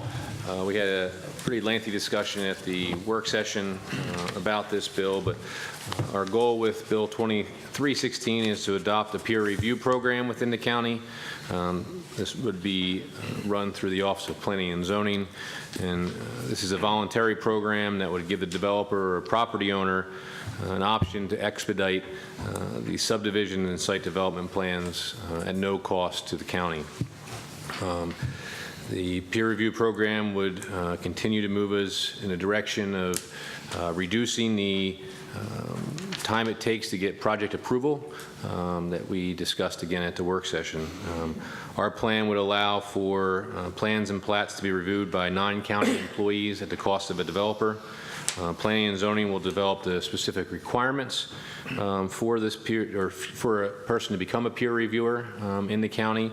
And we've also shared with the council last week a draft manual that lays out the direction we're looking to go with this peer review program, and we would be happy to answer any questions that the council may have.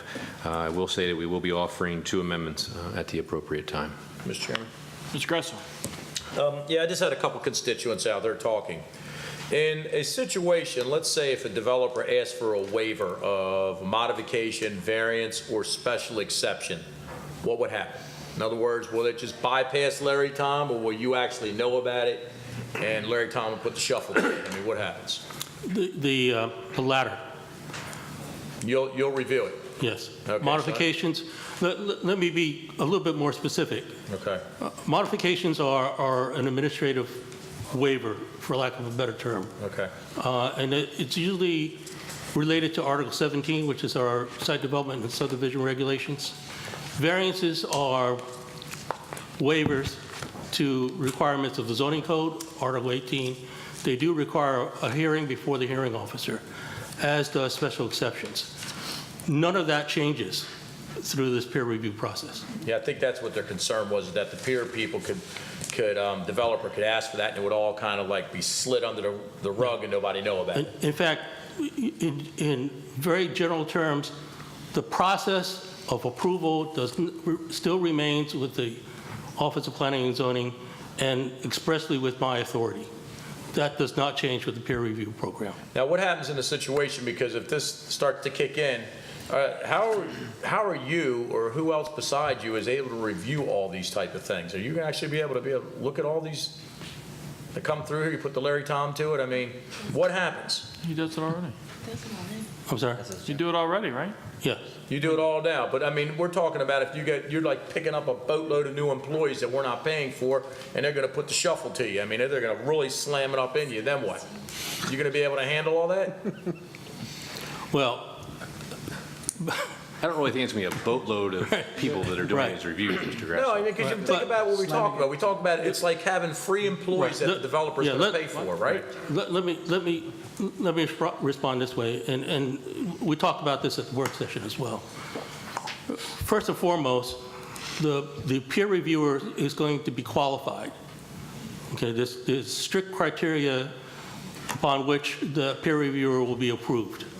All right, and it's all based on the need for him or her to be absolutely familiar with all the provisions of our Article 17 and Article 18.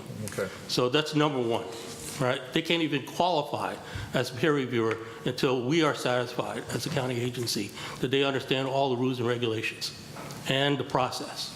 That's number one. Number two, we will actually set the framework for which the peer reviewer will be doing his or her job, right? So he or she is not just running amok. Got it. Okay? And thirdly, right, we have built into the program some very strict criteria for monitoring of their work. So, I'm very confident that we can manage this process. Okay. Mr. Chair. Mr. Chairman. Mr. Walker? Mr. Tom, along the same line Mr. Grasso asked, and I appreciate you sending over the draft document that you've obviously been working on. The modification and variance processes. Let's go with the modification first. When a developer submits a proposal to you and requests that it be going through the peer review process, and that development requires a modification, is the modification at the beginning? So in other words, you're looking at the plan and saying yes or no on the modification before it goes to the peer reviewer, or is it afterwards? It could be either scenario, actually. Modifications can be requested at any time during the process. Okay. Okay. And let me also add that the modification request itself is a very formal process. Requires, interagency review. We receive comments from all the agencies that might be impacted by the modification request. And then we either grant or deny the modification. And the genesis of this request, I guess, could you just maybe the peer review? Yeah, correct. Well, as we stated at the work session, this is a recommendation that came to us from the SOLTIS study, as well as the transition team's reports. And I was on the Prince George's County website, looking at their peer review process, and they actually have, as we discussed in the work session, a more limited peer review process, limited in scope. There's not as many things that can be peer reviewed as we're proposing to do in this process, but they seem to have a pretty extensive list of folks who had signed up to be peer reviewers. So do you anticipate that list consisting of people who are already used to doing business in the county? In other words, this engineering company who's here currently and already used to doing business with us is going to now be a peer reviewer and they're going to be reviewing somebody else's who's already doing business in the county? Or is this something, because one of the people who was on the peer review, the reason I'm asking is because one of the people who was on the peer review list in Prince George's County happened to be the same people who did the study. So SOLTIS is over there saying that, they said in the report, hey, we should have a peer review process, but they're one of the peer reviewers in Prince George's County, so I'm assuming they're probably going to sign up, be one of the first people to sign up. Are there people that have been contacting you, other engineering companies already in the county that have been contacting you and stating that they're interested in this, or is it just what we've heard from the report and the transition committee, which I'm assuming had some of the folks from the building industry on? Just from the transition teams and the SELTA study itself. We haven't been approached, at least I have not been approached by any specific engineering firm to express their interest in participation. Okay. And is the manual that you sent us over, the draft sort of document, is, in your experience when you've seen the other programs, are any of those regulations, I mean, to what extent or do other jurisdictions have a little more language? Because I think I expressed this at the work session, just a little concerning that it just seems to be, and I think Mr. Marzuk referred to it as enabling legislation, but whenever there's, no offense to you or your staff or folks in IMP, but whenever there's a bill that's sort of, I don't know, if lack of better terms, open-ended, basically it lets you develop all the regulations and drive all the decisions that are in how this program is set up without oversight or input from the council. It's concerning a little bit. Have the other jurisdictions that have these programs set up have more of what their rules and regs are in the code? I'm actually going to yield that question to Dan. He did a little bit more research in relationship to some of the other jurisdictions that have employed peer review. Sure, fair enough. Dan Kane, Inspection of Permits. Prince George's County has 14 reviewers currently. They've been used in the program for about 2.5 years. They have found that it's cut times by 50%. They've been very forthcoming with their experiences with the program. They feel it's a success. The manual that we distributed to you, we use theirs as a skeleton. Yeah, I saw Hell, that. we used about the whole body. You trimmed it down by about 10 pages, too. Yeah. Smaller print. We did take a good portion of it out of there with their permission. We've talked to other jurisdictions. MDE uses it for their soil erosion. They have a program. Virginia, Loudoun County, Fairfax County have programs like this. City of Bowie has a program, but it's not quite like this. They hire on private engineering to actually do their reviews. They don't have staff. And there's a number of smaller jurisdictions that do that. I can tell you, I personally have had some experience in Anne Arundel County using outside reviewers. We did it with Piney Orchard way back when. We've used it for sprinkler and fire alarm reviews for Arundel Mills, for Annapolis Mall, Westfield. How did we do that without it being in the code? That I can't answer that. That was before I knew there was lawyers and stuff. It was a very long time ago. Before you were director, too. Statute of limitations. We got away with it, and it worked successfully, I can tell you that. But the program did work, and I'll be honest that when we started, I felt like another county employee that it just wasn't going to work, and just had all kinds of doubts. But if you grab hold of it and stay positive, it definitely has benefits. And it benefited staff as well. It freed them up to work at other projects. And the projects that weren't taking advantage of the expedited actually got their reviews done a little faster because the workload of staff was reduced. These folks become staff members. They're working in place of your staff. It's not additional work, Mr. Grass, like you were asking. It's the number of projects they're in. They don't increase because you have peer reviewers. So it's the same number of projects that we're working on. It just enables them to get done faster. Why can they get done faster? Because the peer reviewers doing the reviews don't have the workload that the rest of the staff has. They have that project. And I think that's one of the important distinctions to draw as you consider this. Because the workload of the peer reviewer is going to be a lot, maybe that's an overqualification, but it will be less than what my staff reviewers are currently facing now.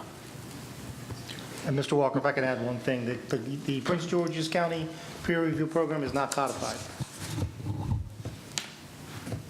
Got Thank you. Thank you, Mr. Chairman. Mr. Chair. Mr. Persky? Thank you, Mr. Chairman. I wasn't at the work session, but I think my colleagues, I think they had some very good questions. But I want to go to something, certainly at the heart, and people talked about lawyers being involved, indemnification. I know certainly in the proposal that's put here about, litigation being held to the reviewer. But let me give you an example, I guess, a question that would come forward. Somebody submits something, it goes through peer review, and there's an appeal to the Board of Appeals. What's the role of the peer reviewer at that hearing? I'm looking at a budget bill here that's saying there's no fiscal impact. I mean, certainly because of staff, whatever else, but I'm just curious, what's the role of the peer reviewer having to come down and testify and other things? Do we have a legal process for that or anything? Greg Swain from the Office of Law. We do provide in the manual that the peer reviewers are obligated to cooperate and provide testimony if needed, if there is an appeal of a final plan approval that they've worked on. Okay, and in terms of how much they're liable for, was there a cap? As far as their individual, as far as a peer reviewer's liability? Yeah, I know you have a bonding. Don't they have to have a certain amount of bonding to be a peer reviewer? We require an insurance of $1 million and also indemnification provision, which is an agreement they actually sign to indemnify the county for any loss that the county may suffer as a result of any negligence on their part. Okay. So again, it's $1 million bonding, but in terms of indemnification, everything really falls on their end, correct? Correct. Okay. Thank you. Mr. Chair. Thank you, Mr. Chair. Again, thank you for the good discussion at the work session. That's reduced the amount of questions that I needed to ask. But one thing I don't think we've addressed, does the county set the cost or the price of what the review will be, or does the market set that? That will be negotiated between the applicant and the peer reviewer. So the county is not involved in that at all? In terms of the fees? In you referring to the terms of fees? what the applicant pays the reviewer? We would not be involved in that. Okay. Do you, how many staff, Mr. Tom, how many staff do you have currently reviewing projects? I have approximately 36, 37 staff, including planners. Okay. And engineers. You think you'll still have that many if this passes? I'm wondering if the attraction to go to the private sector will erode your staff at all. I don't anticipate that, no. Okay, that's good. Can you give me a general estimate of how long the county's process currently takes? Well, as I mentioned previously, it's an iterative process. Yeah. So depending on how many iterations it takes to get to a point where we can make an approval, that will determine the time. But there are set guidelines in between each submission. For example, we have to provide comments back to the applicant, formal comments within 45 days. Right. Right? So that's one time frame. Typically what we do today is we prepare draft comments within 30 days and get those back to the applicant and his consulting engineer to review. Sometimes it generates some discussion, and then we formalize the comments. And that process just continues until such time as we get to an approval. Right. Well, I guess the genesis. So on the average, it may take 4 to 6 months to get through the preliminary phases. Because I heard during some of the panel's testimony, comparing to Prince George's, that they had expedited as much as 50%, I think it was. So, I mean, does that mean that potentially ours could expedite what you're saying, 4 to 6 months? Could that be expedited 50% in this program, potentially? Potentially, yes. Okay. Okay. Thank you. Thank you, Mr. Chair. Mr. Chair. Mr. Smith. So I too was not, unfortunately, available to attend the work session. So I've got a few questions.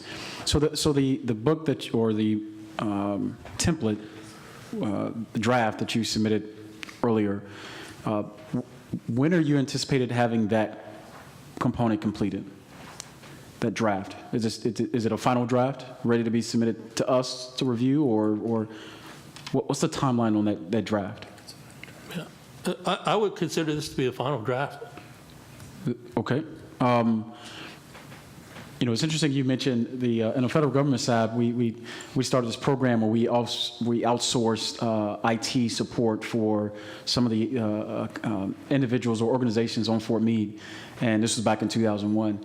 And literally right after that had started, there was this mass shifting, just to hit off what Councilman Trumbauer had mentioned, of government employees who then switched over, became the contractor because it was better money, quite frankly. So you had this mass exodus of civilian staff who just found it was a little bit more appealing to work for the contractor. So I would assume that there's going to be probably, I mean, I don't know, maybe all 36 of them, they've been in there 20 years and have no plans to leaving, but I would caution that there's always an attrition factor when it comes to these sort of activities that occur within the government.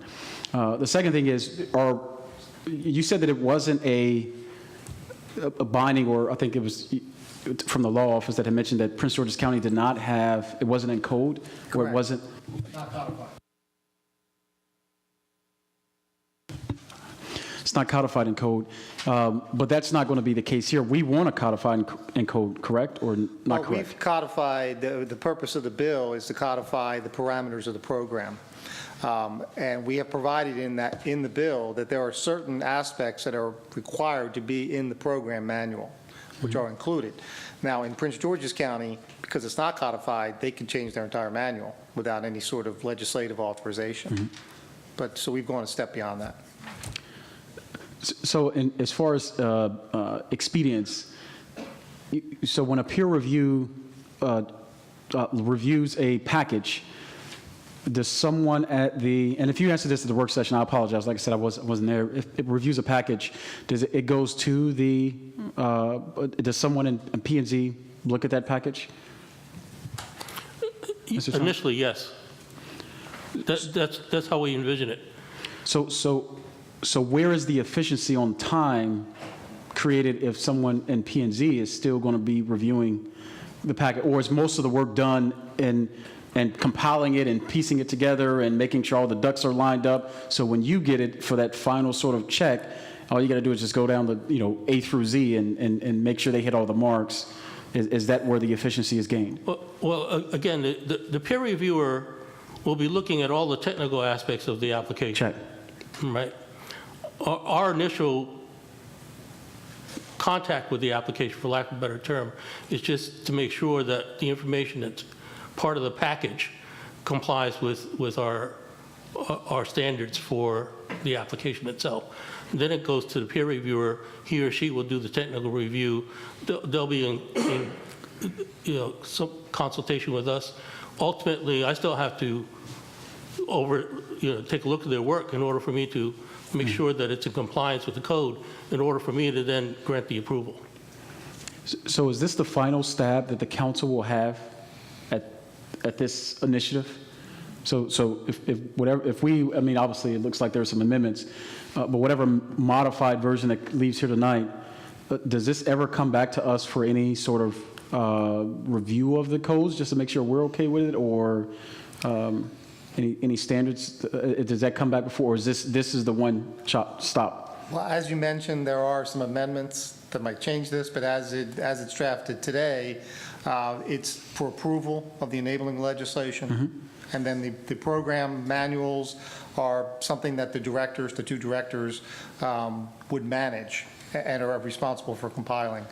And let me add one thing just to your previous question, and not to jump back, but we did build some very specific time frames in the manual. The initial intake of when a project comes in right now, I think there is a 30-day time frame on that, but we have a 5-day review time. So planning and zoning offices will review the initial application generally for compliance, and within 5 days, working days, have it available for the peer reviewer. When the comments are generated by the peer reviewer after they do a review, Those are reviewed by the Office of Planning and Zoning, and they have 5 working days to review and verify those comments, and then either send them to the applicant or back to the peer reviewer if there's an issue. And then the final plan review, which under the code is 30 days now, has been cut down to 10, it's actually 45 days. It's been cut down to 10 days for minor subdivisions and 20 days for major subdivisions. So there are built-in timeframes where there are, and those are significant time savings, but I think we all recognize that most of the work is the engineering review, the planning review, which is what the peer reviewers will do. The purpose of the legislation is to make sure that those timeframes are established, and those are the timeframes that are incumbent on the Office of Planning and Zoning. The timeframes that the peer reviewer runs by are set by contract with the applicant, with the theory being, they'll get what they pay for, more or less. What if during application of this, let's say, a year from now, it's enacted, like you fully vetted everything that, and then we press go on the process, and we find that there are sort of unanticipated consequences or maybe stovepipes that are created at various stages in this process. Is it your office that will remediate those stovepipes, or again, do we also have an opportunity to sort of comment or weigh in on those course changes? Well, I think it's anticipated that the manual is going to be a working document that's going to be monitored by the 2 directors. That's correct. Now, if there's something in the legislation itself, like for instance, say the timeframes that are in the legislation, in the bill, are not working, that's something that would have to be back in front of council to adjust, or any of the other requirements that are in the bill itself would have to come back in front of council. Okay. If I could add, our discussions with the various jurisdictions, all of them with all their manuals, call it a living document, if you will. It's to live and learn as they went. And if they found something that wasn't working, they could change that with the manual and force it stronger, that kind of thing. So they've all made quite a few changes over the years, and we talking to them have benefited from their experience, just learning what they learned. But would that, is there anything in the language that would require you to at least inform us of if there are these stovepipes that have been found, and when is it? I get it. It's the legislative and executive got all that piece. My thing is, what are we ever going to be alerted if we find that there are issues that arise out of this process? I think we'll discuss at the appropriate time. We have an amendment to require reporting to the council annually on this, to update the council on any of the issues that have risen, from the previous year. If there are any issues that arise, that need to be addressed either through the manual or through the legislation, we obviously would be coming to you all to update you and ask for your help to amend the legislation in one way, or to update you as to how the program needs to be changed in some way. Okay. Thank you, Mr. Chair. Thank you. Mr. Kane, can you just quickly walk us through the entire development process with the plan reviewer from the day, developer puts a contract on the property today? Then what? Okay. In terms, it's a 3-step process that ultimately culminates to the approval of the grading permit. When it comes to subdivisions, residential subdivisions, we call the first step sketch plan. And the second step would be final plan approval. And then it goes to, then there's a period of time where plats have to be created and recorded. There's public works agreements that have to be generated leading up to the grading permit. In the amount of information that comes to us in terms of review today, it's dependent on the complexity and size of the project. We tend to get more information in the final plan stage. The sketch plan stage really is more conceptual. We look at stormwater management. We look at the environmental features. We determine at that stage the basic layout of the subdivision. And then it evolves from there. When it comes to site plans, which are generally commercial, industrial, non-residential projects. It's the same three-step process. The first step is called preliminary plan. The second step is called site development plan approval, and it's the same process. So is it your idea or your thought that the engineer that ends up being the peer reviewer is the engineer that begins the project? In terms of its review? Yeah, from the very beginning, it's the same engineer that designed the project from day one. No, it's going to be a completely separate engineer. The peer reviewer would not be engaged in the design of the project. How about that? Okay, so he's completely out. That's right. There's provisions in the manual that speak to that. Okay. And that's the principal way that we avoid conflicts of interest. Very good. Thank you. Mr. Chairman. Mr. Persky. Yeah, I want to follow on something Mr. Smith said. Certainly, there's some amendments coming forward, and I don't know, why we wouldn't look at a pilot from the beginning as opposed to going full steam ahead. But I wanted to ask something about the public notification. So if I go in right now and I were to look at the website and see there's been a permit filed, would it be identified on there that this is a peer review versus a regular review? How would the public know in terms of that request? Would somebody have to submit a FOIA? How does the public know whether it's a peer review versus a non-peer review? Is there any notification or anything like that? Not as we envision it today. Not as we envision it, no. Okay, so they wouldn't have any say whatsoever, or be able to find out? Well, they can find out through normal processes, but I'm not clear as why that's important. I'm just asking if somebody asked the question. I mean, whether we're going to have it or not. Again, I'm not saying it's not. It might not be important to me or you, but it might be important to somebody else that is reviewing the program. And all I'm saying is, on the county website, when you go on, you could see when a permit was approved or applied. I just didn't know if there's any designation on the website whether we're going to say this is peer reviewed versus county reviewed. That's all I'm asking. We hadn't anticipated doing that. Okay, thank you. Any other questions? Mr. Chairman? Mr. Peruka? May I just ask, perhaps Mr. Swain, as it's been described that the manual will be a fluid document, an evolving document, and et cetera, et cetera. Do you, and I probably know your answer to this, but I'd just like you to answer it anyway for the record. Do you view, or in your view, is there a separation of powers problem with respect to the idea that what's the changes in the manual will in fact be changes in the law? Well, no, I don't think so. And the reason for that is, well, number one, it's a voluntary program. Number two, I would think most of the departments have procedures in place that are not codified. And in fact, maybe a lot of their procedures are not codified. So, for instance, I know most of the offices would maintain checklists. Well, sure. Well, yeah, but with respect to, I'm sorry, but with respect to that just really raises the question whether those things are separation of powers Well, issues. for instance, for the application to file a variance is all codified. The variance standards are all codified. Okay. But when you go fill the application out, there's a set of instructions, and they're not codified. Those instructions are based on the statutes. So you can't codify everything, I guess is the answer. So with the manual, again, some counties have not even codified any enabling legislation. They've just gone ahead and done it. They just did it. They just did it. So, and we certainly didn't think that was appropriate. But as the manual itself does not govern what standards these projects are going to be reviewed by.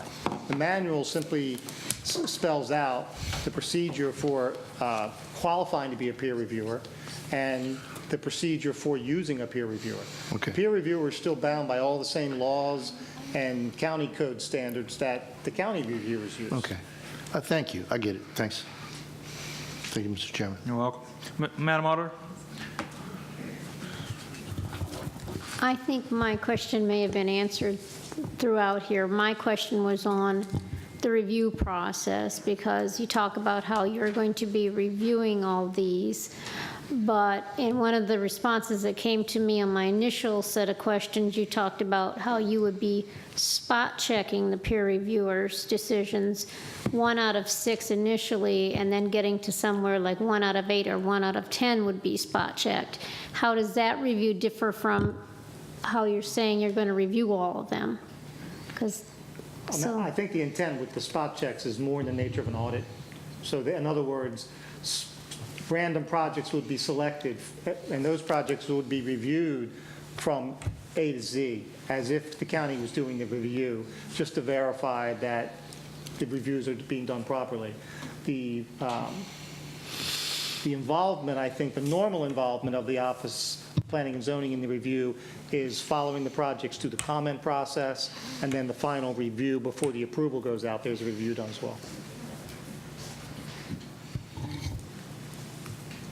I have a discussion. Mr. Chair. Mr. Walker? Mr. Tom, or maybe Mr. Kane,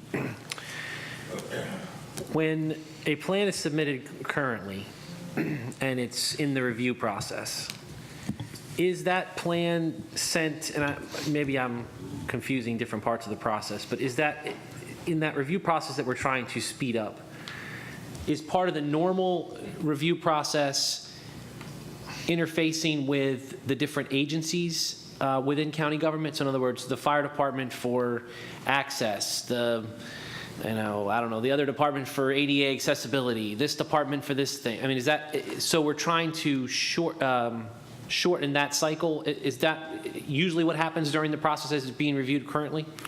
Yes, the standard review process includes other agency comments. Okay, so understanding that, then it would be expected that the peer reviewer is then going to interface with those agencies, or is the peer? Okay, so it is their responsibility then to reach out to the. Yes. So they're going to be held to the timetable still that's probably in place. There's no mechanism to force the other agencies to respond quicker to them. They're still going to be held to whatever timetable those respective agencies decide to respond within. Is that accurate? Yes. Okay. Thank you. Any other discussion? Seeing none, we'll open up the public hearing. Is there anyone in the public wishing to speak on this bill? I do have a few folks that have signed up. We'll start with them. Kinsey Potter and Westbrook Murphy. And then we do have 4 seats for anyone else wishing to speak on Bill 2316. I ask you to please come down now.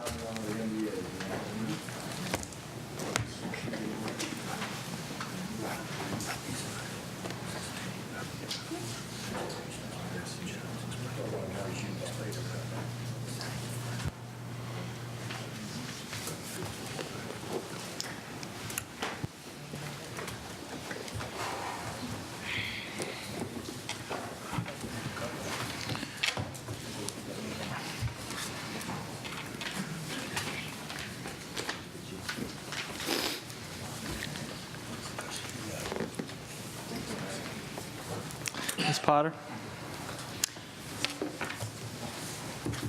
Okay, my name is Kinsey Potter, and I live at 1818 Woods Road in Annapolis.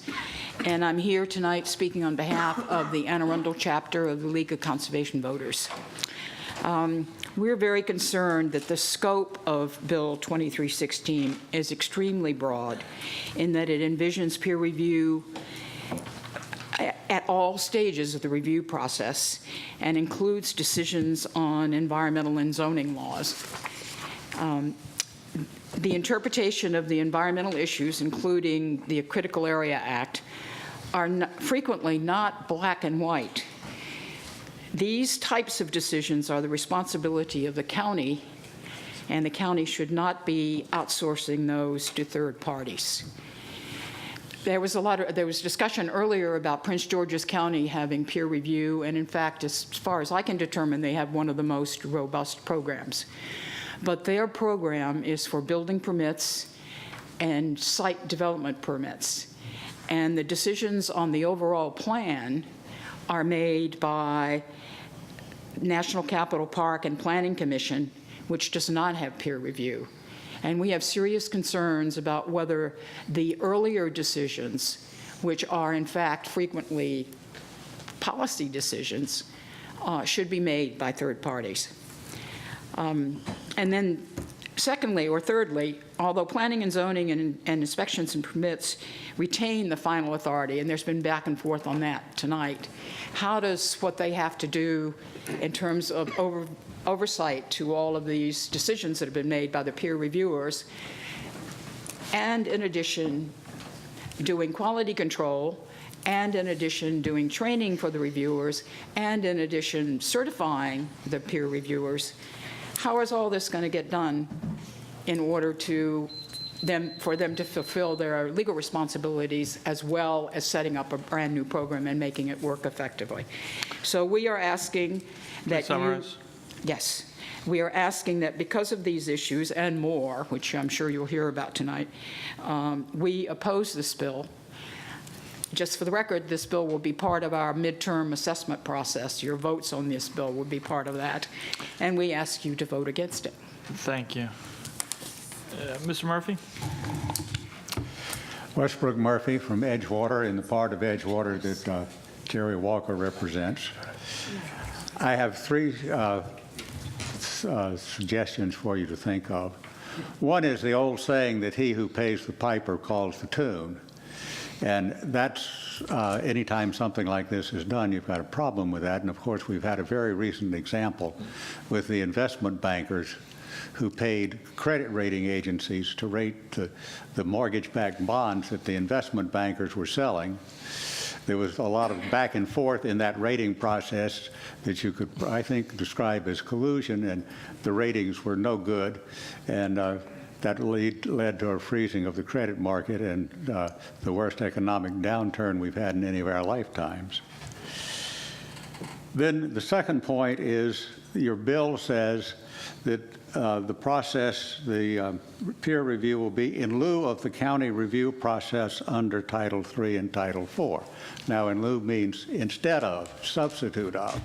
Well, this entire discussion has been that you can't just throw out Title III and Title IV because this interaction keeps going back and forth.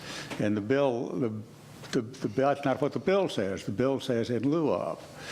And there's a very, I suppose, healthy process now. It's almost consultative between the county and the developer with many iterations going back and forth. And I don't see how that's going to be done when you've got the peer reviewer. And in addition, there's some things, as I believe was pointed out a few minutes ago, on which the peer reviewer is not really qualified to do, like the reserve for public facilities. Finally, to mitigate the first risk about the possibility of collusion, I'd suggest two things to make it more transparent. Please summarize. One is make sure that all of the records and communications that go back and forth with the peer reviewer and the county are subject to the same disclosure requirements as if the county was doing it itself. And second, that the report from the peer reviewer specifically address each issue in there and how they came to the conclusion that they did. Thank you. Thank you for the time. And now we'll start on my left. Mr. Powell, please state your name and address for the record. Thank you, Mr. Chairman. My name is Elliot Powell. I'm the president of Whitehall Development. I'm also a member of the Maryland Building Industry Association, Anne Arundel County chapter. It comes as no surprise we are in support of the peer review bill. I chaired the Planning and Zoning Transition Committee, and there was a lot of discussion during those 2 months. And this came up, and a lot of the developers and builders, again, were supportive of it. I think the question came up, did the engineers bring it up? And there was really very little acknowledgement from the engineering community as to this program. But really, the motivation seemed to be coming from the builders and developers. It takes Mr. Tom's example of the time frame sound a little bit optimistic. It does take a typical kind of a plain vanilla subdivision to about 2 to 3 years to get through the process. Cutting this in half or cutting any portion of it certainly would be greatly beneficial. You know, there on any given year, depending on the economy, there's 900 residential building permits at the low end, and I've seen as many as 2,700. So the number of building permits does ebb and flow depending on the state of the economy. So having a peer review in place, I think, will certainly be a welcome addition. Talk a little bit about not inventing the wheel. Mr. Kane did touch on this, and we looked out to see if other jurisdictions were doing this, and certainly Loudoun County is doing it. They're looking at both building permits and site plans. They do peer review for that. Fairfax County, also very sophisticated county. They have both building permit and site plan review. District of Columbia does as well, site plan and building permit review. Prince George's County does have primarily a building permit review. They do not have a detailed site plan review as part of the peer review. That is, as mentioned before correctly, in the Maryland National Capital Park and Planning Commission. But they do review stormwater management, storm drains, and sediment control. State Highway Administration has a peer review. Maryland Department of Environment has a peer review. So, and Baltimore County is considering a peer review process right now. They have not adopted one, but it's under consideration. Thank you. Thank you. Mr. Chair, could I do a quick question? Sure. Thank you, Mr. Chair. Mr. Powell, Yes. so you mentioned you're an officer with the state group of the trades group of something. So I'm presuming you do business in more than just Anne Arundel County. Well, I do my real estate development business with Whitehall Development is primarily in Anne Arundel County and Prince George's County. I'm the former head of the State Builders Association, though, so I'm generally familiar with the right. practices So Prince George's County in particular, we've heard that name back and forth a couple times. Could you characterize for me the timeline that we've heard from Anne Arundel County, which started with Mr. Tom saying 4 to 6 months, and now you're saying 2 to 3 years? Well, we're probably talking a little bit apples and oranges, but they get the shovel in the ground. But go ahead, your point. Right. How does Anne Arundel County compare in general with Prince George's to do a project? Is Anne Arundel County longer? Is it quicker? About the same? Pound for pound is probably about the same. Okay. It's a little bit longer. It's a different process. The route you follow, and Maryland National Capital Park and Planning Commission, or Park and Planning, throws a very different wrinkle in the process. It's a separate review agency in addition to DPI, which is their permitting and review process. So there's two different, very separate authorities that you go through in Prince George's County. Before Prince George's County had peer review, did it take them even longer than it does now? Yes. Okay. Yes. But so with peer review, they're now in the same general range? No, with peer review, they have reduced reduced it to less time than Anne Arundel. Less time than Anne Arundel. But even then, they have a more cumbersome process that they started with. Okay, thank you. Sir? Good evening. My name is Thomas Pilon, Senior Vice President, Development, St. John Properties. I'm here to speak in favor of the legislation. I'm familiar with a program that Elliot made reference to through State Highway Administration. MDE has a process where you can request, or you can contract with a peer reviewer to do the stormwater management review, and you go through. That's an iterative process with the consultant, who is not the individual that's designing the stormwater, they're just reviewing it.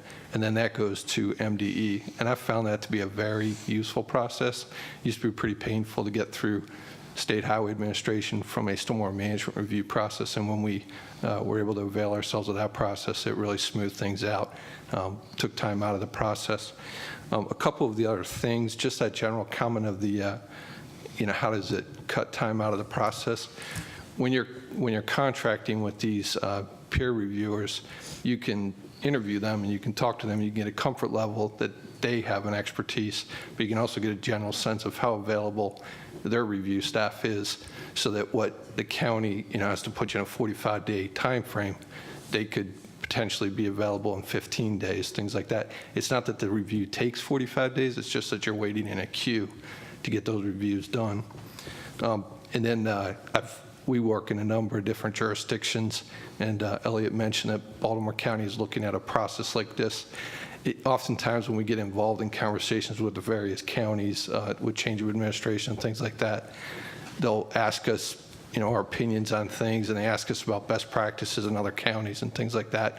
This is one of those best practices that we've identified, and we've suggested that to various counties that they would consider, and even state agencies that they would consider having these types of programs available. Thank you. Great, thank you. Mr. Kraft? Good evening, Jim Kraft. I'm the current chair of MBIA, which is the Maryland Building Industry Association. A couple of my peers already have talked tonight, but just to echo their sentiments, I trust that most of you folks got our letter from MBIA earlier, I guess an earlier part of the weekend.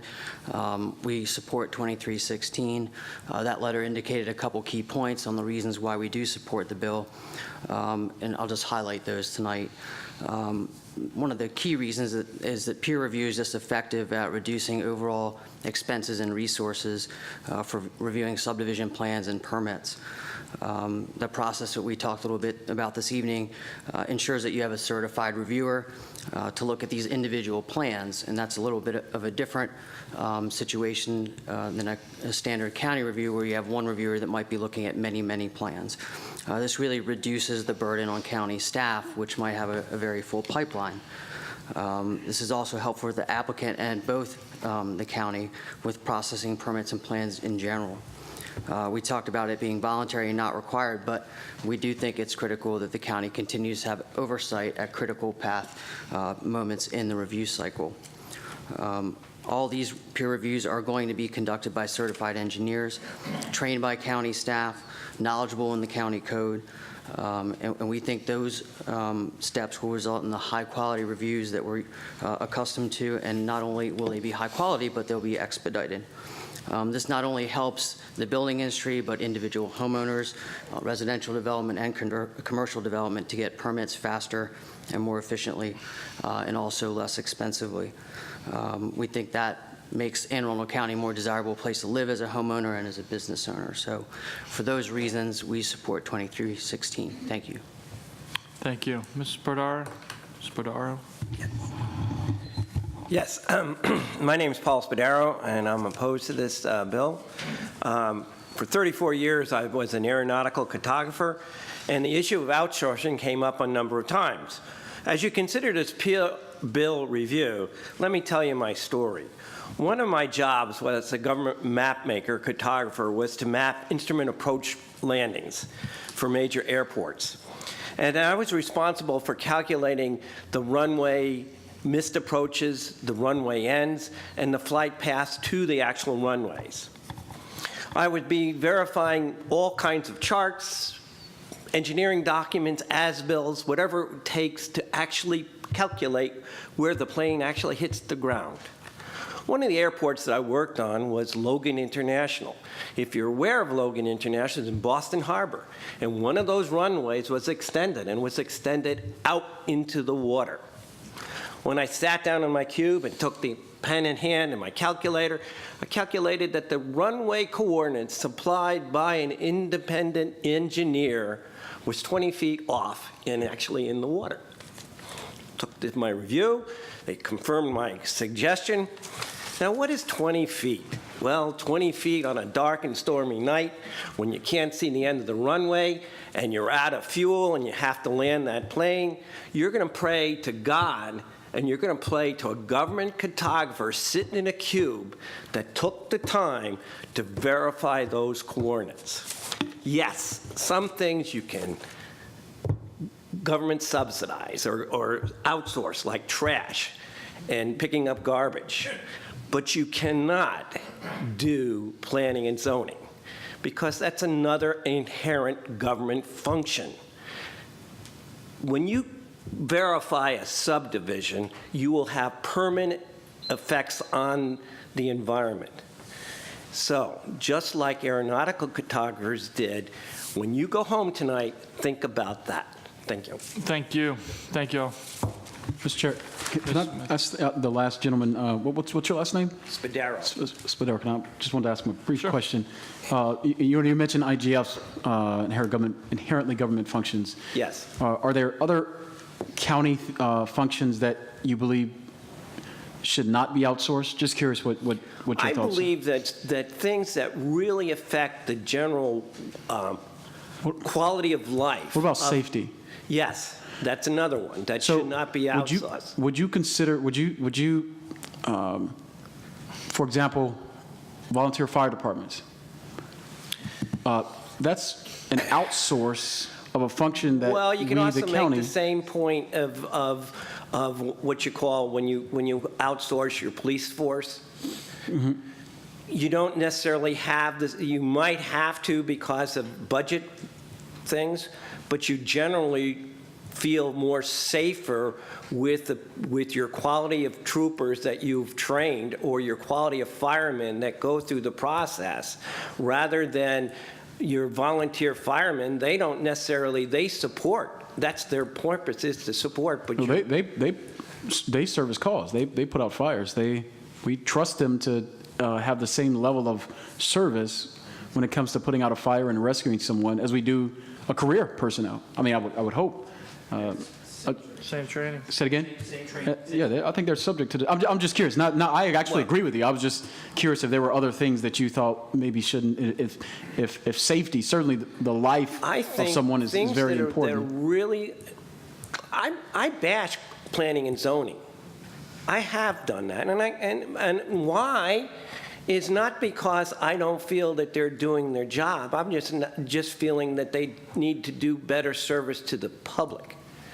But they certainly provide a type of job that's necessary, and that you cannot have somebody, like in my case, be influenced by somebody else. Suppose if I was a government mapper, and use this example as you drive home, where I was told, well, you have a certain amount of subdivisions to review or certain amount of charts to review, and don't worry about all the calculations. Let's cut some shortcuts here. I might not have found that runway was off 20 feet. That's my point. That's why it's so important to keep certain functions in the government and not being influenced by the development community or anybody else's community. That's what I'm trying to say here. No, I agree with you. I was just trying to see if there were other things that you thought were. Trash you can do, cutting grass you can do. There are many things that you can do, but this particular one, I personally don't believe is one of them. All right, thank you, Mr. Chair. All right, thank you all. Anyone else wishing to speak on this bill? We have 6 seats. It'll be the last call unless we fill up these 6.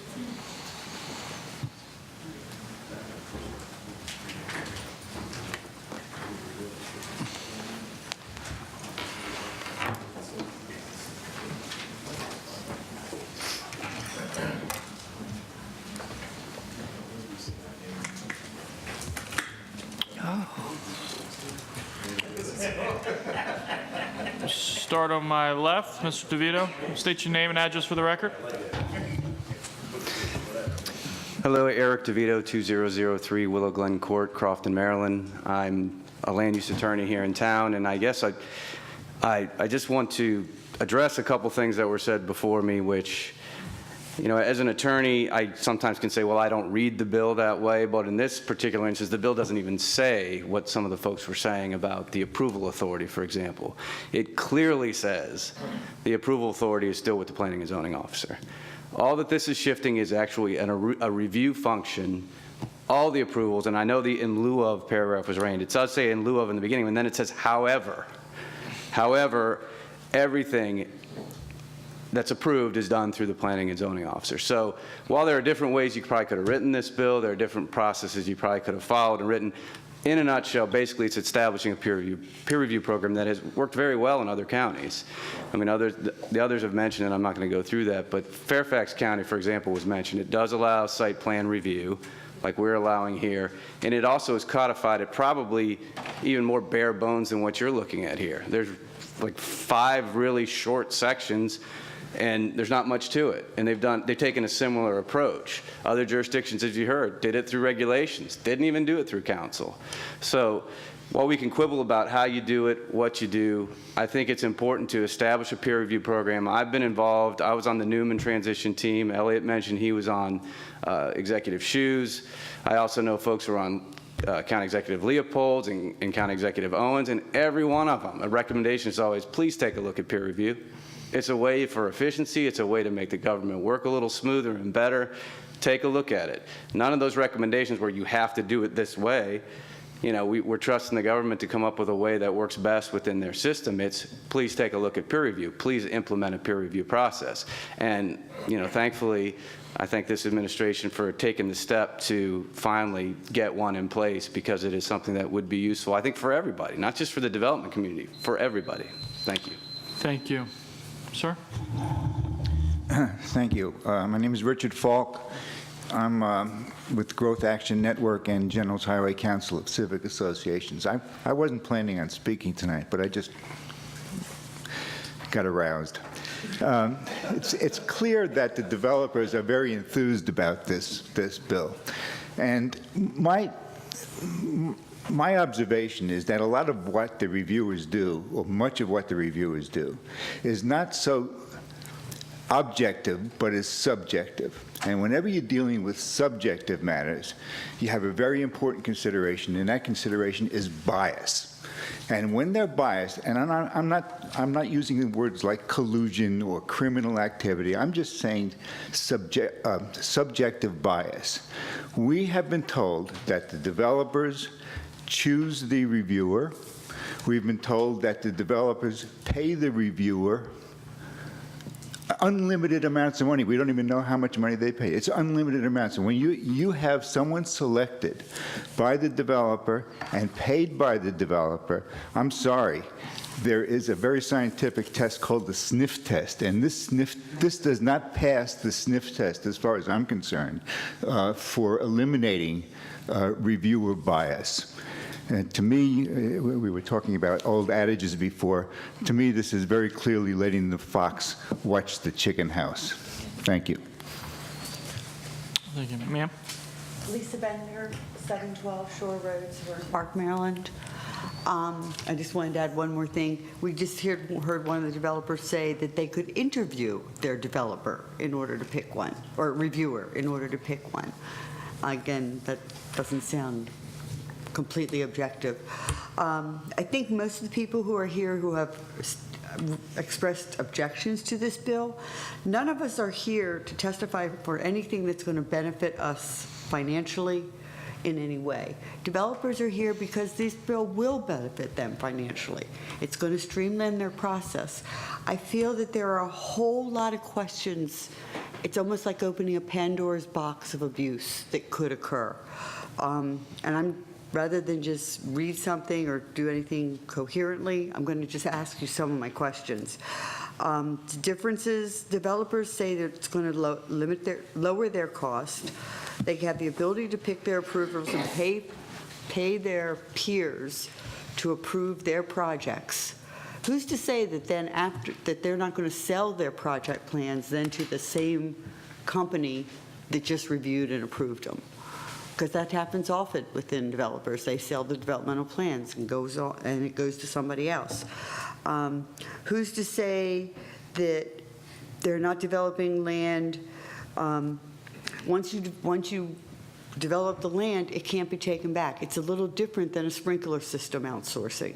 You can change a sprinkler system. You can't return a piece of land back to its original condition if you make a mistake. Or if the reviewer says, oh, I thought you only wanted to put 5, but the developer put 6, and the next reviewer approves it. Where is the connection for them to be able to have any responsibility for what occurs? If something happens where the modifications change, then does it go to a completely different reviewer who may read it completely different? If you give the same set of standards to 10 people, they can interpret it in 10 different ways. And that's very possible. If you're having this outsourcing, it's almost like it's a subjective opinion as opposed to an objective opinion if you have the county responsible for it. They're going by a set of laws. Please summarize.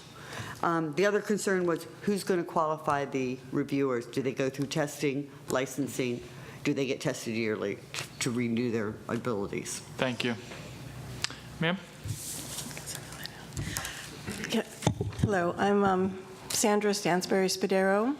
I am a resident of Anne Arundel County and Severna Park, Maryland. And I was asked to read this letter. I'm a resident of Severna Park and one of your constituents. I am very concerned about the so-called peer review process that Bill 2316 would substitute for the current process of approval of new real estate subdivisions. While I am all for making government more efficient and reducing its costs to the taxpayer, there are certain core governmental functions that are the essence of what a government is responsible for. One of those is the regulatory function. That function is particularly important when, as in the case of approval of new development, it involves a complex regulatory function, as well as the exercise of considerable discretion. Outsourcing these functions to private organizations creates unacceptable risks that they will be performed in a manner that harms precisely those interests of the public, whose protection is the responsibility of the government. The simple proposition that the protection of the public interest through the exercise of regulatory power should not be turned over to an unaccountable private organization, or apparently in this case, private organizations, should be reason enough not to do so. The half-baked scheme incorporated in Bill 2316 only exacerbates the risk. In the first place, the bill calls for the developers who are seeking approval of a subdivision to choose and pay the private entities that are empowered to grant approval. The conflict of interest in such a scheme seems obvious and egregious. And with that, I'd just like to say earlier, I think Mr.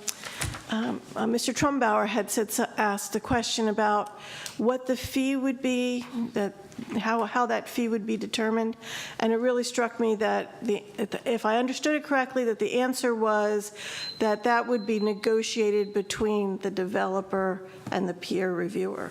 So I think that has a lot of opportunity to be Please summarize. abused. So I oppose this bill. Thank you. Thank you. Ma'am? Hi, I'm Holly Kleiderline. I'm the school counselor at Oak Hill Elementary. I've spoken before regarding increased development. I also live in Piney Orchard. I'm at 707 Pine Drift Drive in Odenton. Mr. Pruski, you had asked why someone might be interested to know whether something's county reviewed or peer reviewed. When you're looking at school enrollment, if I know that a 19 single-family home development is going in the Severna Park area, I'm going to want to know whether that's going to be done in 2 to 3 years or 1.5.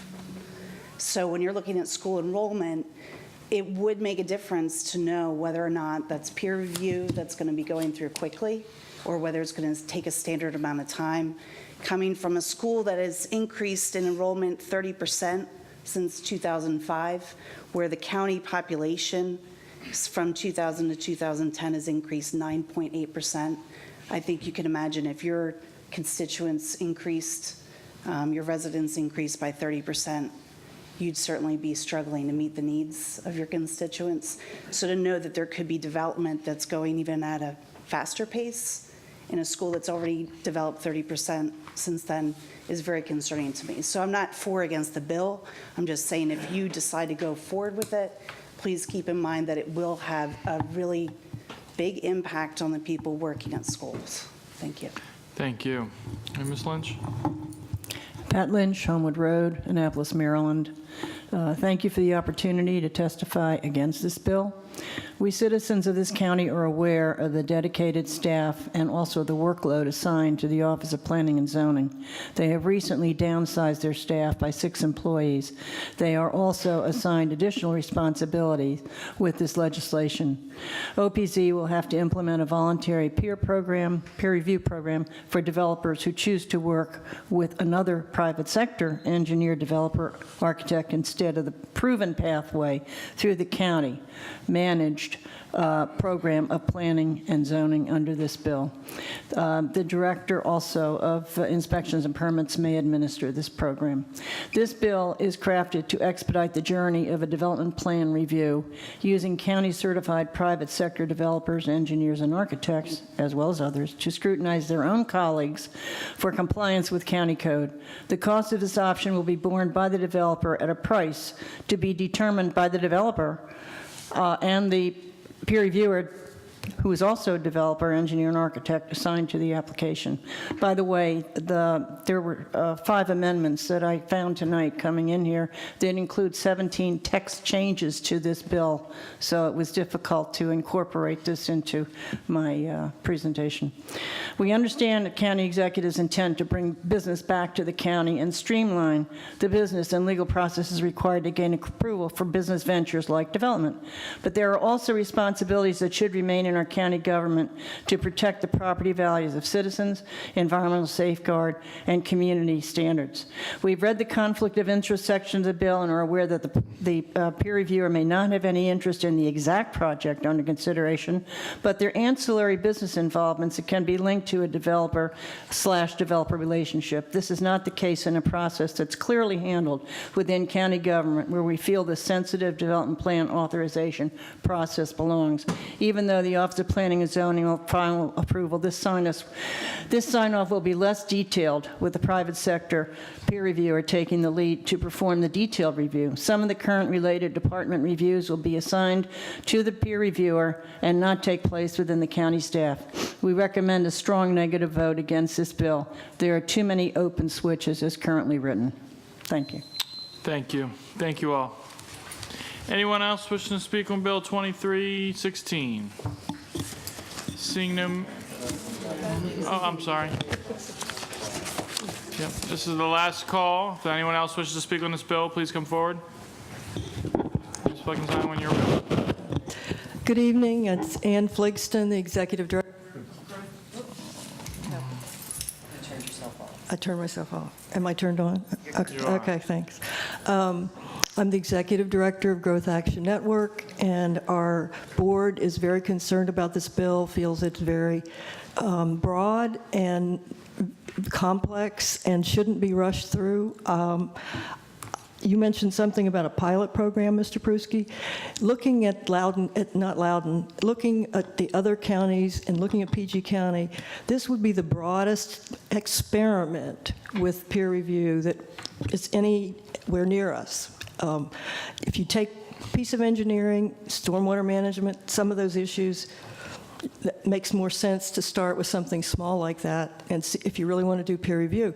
But I think the county ought to streamline the process of getting your permits for the subdivision. The county can do it. You can set up a process for streamlining and have the developer pay an expedited fee. I pay more to get a document from the government if I want it that day. Lots of us pay expedited fees. Why does it have to be they pay a private developer? If we set up a plan so that there really is a track that's faster and there's payment to the county to do it, the people that you're talking about, someone said they're like county employees. They have no contract with the county. They have no responsibility to the county. But if we did it that other way, they would be county employees. So I don't see why there can't be streamlining within the current system if there's more money paid to make it go faster. So that is one point. And in all of the discussion, the public has not been talked about. Having a private relationship with a client and their consultant, where does the public get access to any of that information? And I don't like the idea of having the peer reviewers in planning and zoning. So I'll say that. Thank you. Ms. Johnson? Julie Johnson, P.O. Box 6634, Annapolis, Maryland. You've heard a lot of the excellent testimony from the people who oppose this bill. I'm among those. I'll, incorporate their testimony and their recommendations. I do like Ann Fligston's suggestion that there are alternative methods. Cut this down to size. Pick one slice of this. In order to experiment and develop a more effective program. I think that the potential for undue influence or conflict of interest is simply overwhelming. It's bad enough as it is. I've been in these assorted community organizations. People come in and complain constantly, and regularly and routinely, that some builder has come in and he's violating one law after the next, and that nothing effective is done, and people feel helpless. If somebody's making money on the thing, he can go ahead and afford to pay whoever he needs to pay.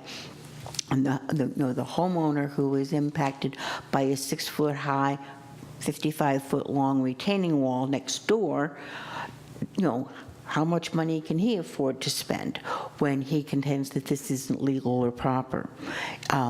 And you've heard me come for years complaining about the dry well that is too close to my property. There are issues where there's simply too many places where too many people are influenced by gaining money.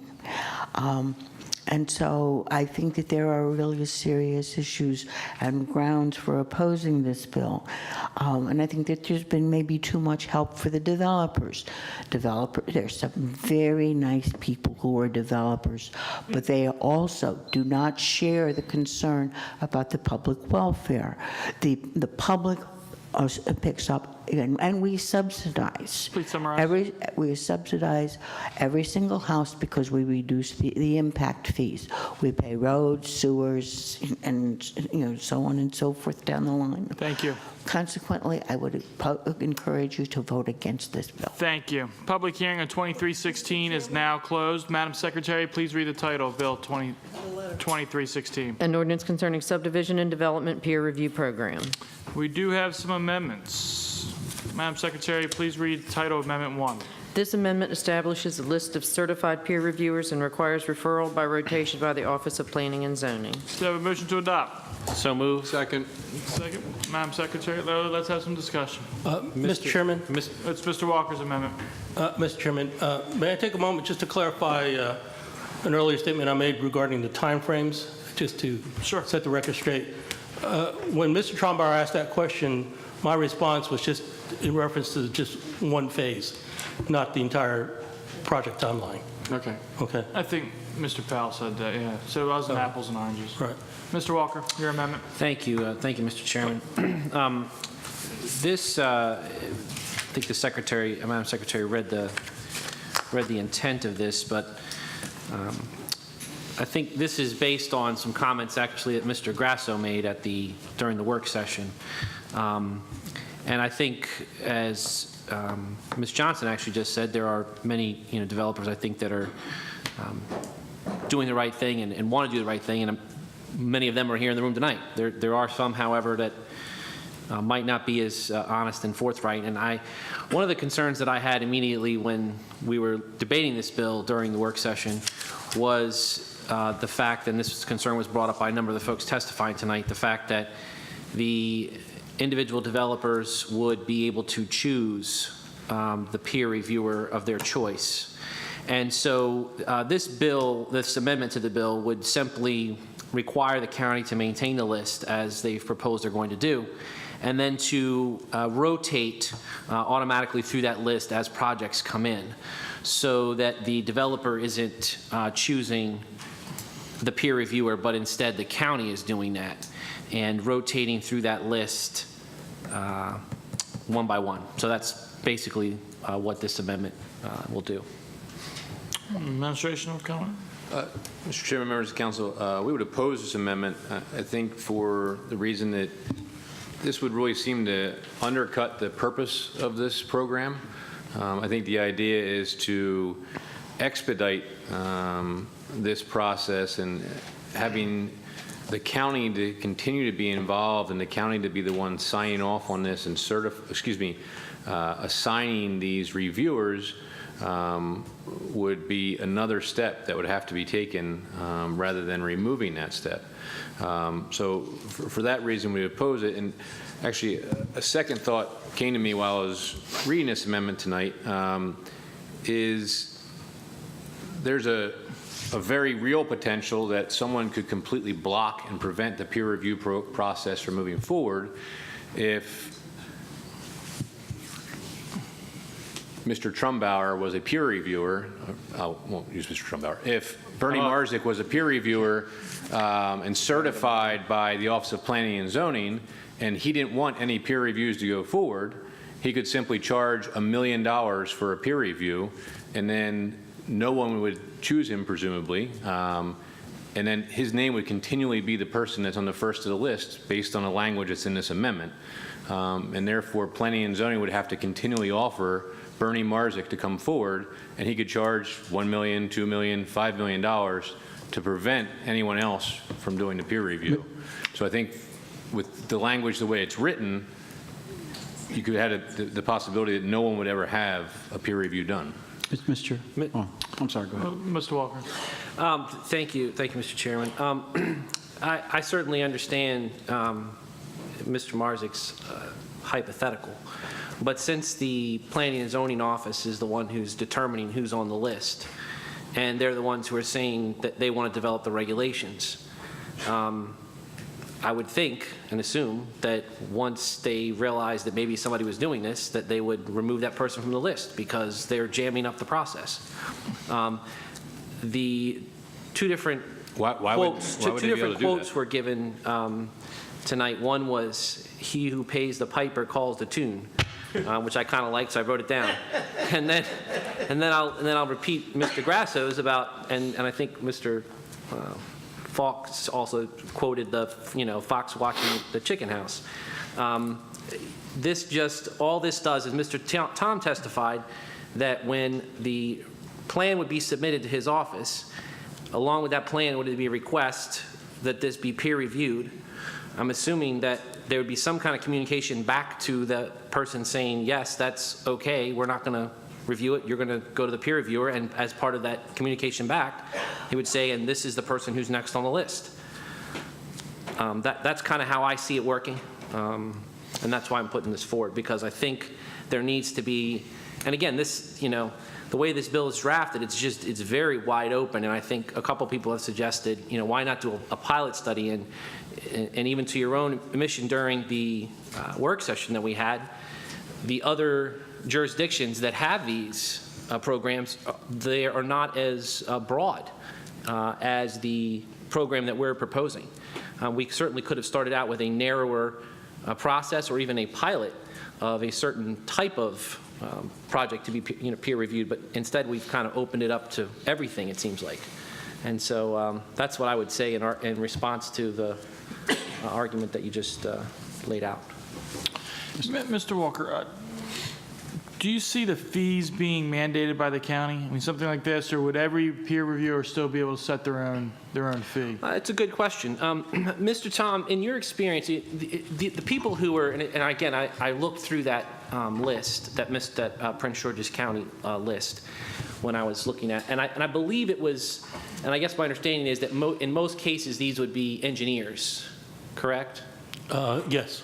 And in most cases, how do engineers bill? Are you familiar with that process? Do they bill by the hour, or do they just bill by the project, or what's your experience? I can't speak specifically about engineers per se. As a former practicing architect, I would charge my fees based on the scope of the project, either on an hourly rate or a fee based on the entire project scope.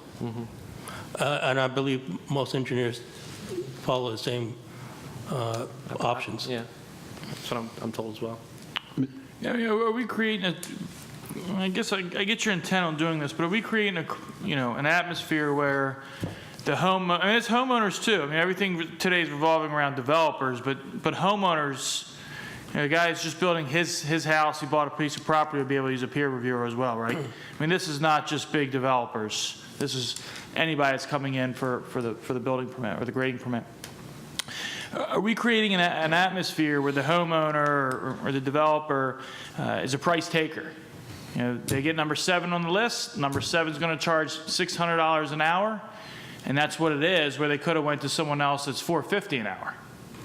And how likely? I mean, Mr. Marzik's original scenario is very far-fetched, the $1 million. But I think it's very fair to say, when dealing with attorneys, we all know there's some attorneys at $500 an hour, probably like a Mr. Peruca, and then there's attorneys that are like $250 an hour. Lawyers that are $250 an hour. And I say that because I'm sure Mr. Peruca's worth every dollar. That's why I say that. But attorneys are a huge range of pricing, and I would imagine that engineers are as well. And are we creating an atmosphere where the homeowner is going to be a price taker instead of being able to negotiate their own pricing? I believe that there's that potential wherein, you know, the applicant doesn't have the opportunity necessarily to negotiate the fee that he or she might want to pay for that peer review.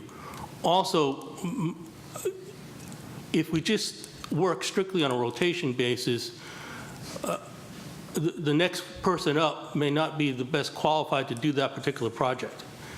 For example, if a peer reviewer has 90% of his experience doing residential subdivisions, and the project that's coming next happens to be a high-rise office building, that peer reviewer that may be next on a rotation may not be best qualified. So I think there's some nuances here or some liabilities here as well. Sure, that's a good point. And what about, I guess I think we can probably all agree that the purpose of this is to make the process quicker, to facilitate it and get the permits out sooner if there's going to be a permit. Do we lose that ability, or is that incentive lost when the peer reviewer is not necessarily working directly for the homeowner or the developer, and they're working more for the county because the county's the one that gave them the work, and that homeowner or that developer no longer has the ability to say, you know what, you're too slow, I'm going with the next guy. He can't do that. He's stuck. So does the peer reviewer lose the incentive to bust his butt and get the project done? Because at the end of the day, the homeowner or the developer, they can't go anywhere. Not only are they paying what he's telling them they're going to pay, but he's going to wait as long as he's going to wait. Yeah, I think there's that potential, yes. Mr. Smith? Sorry. I was going to add, but I'll add it. I'll wait. You actually made a good point, because I was literally 100% where Mr. Walker was on this last issue of the person next in line may or may not be the qualified person. But where I can't find an answer, and maybe you can help me, is why can't we define the price? Can any of you help me understand why we can't do that? And I say that because we do it today. We do it with police-initiated tows. It is a set price by the county that says towing companies can only charge a certain price to tow a vehicle. Now, you can have an excellent tour or a crappy. I was getting ready to use a cuss word. I'm so glad I didn't.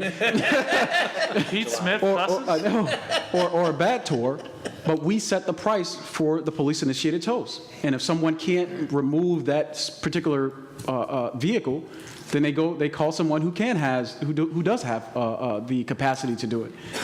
So yes, I am in agreement with trying to help this process go smoother and quicker, but I'm lost. Help me understand why setting a price is a bad thing, because it takes away those instances where someone may try to charge $1 million, or someone who's going to charge whatever you can define what a normal process package, a standard. You've probably done millions of them or thousands of them in the county, and you can get an assessment on how many man hours it took to get that assessment, that review done, and then correlate that with what a typical reviewing person would charge per hour. So you can come up with a pretty close, accurate number for what it costs to do a project. Now, there will obviously be exceptions, but that doesn't mean that we can't set a baseline standard for the price and then, 2 times the cost if it's over a certain amount of square footage or something like that. Why can't we do that when it comes to the cost?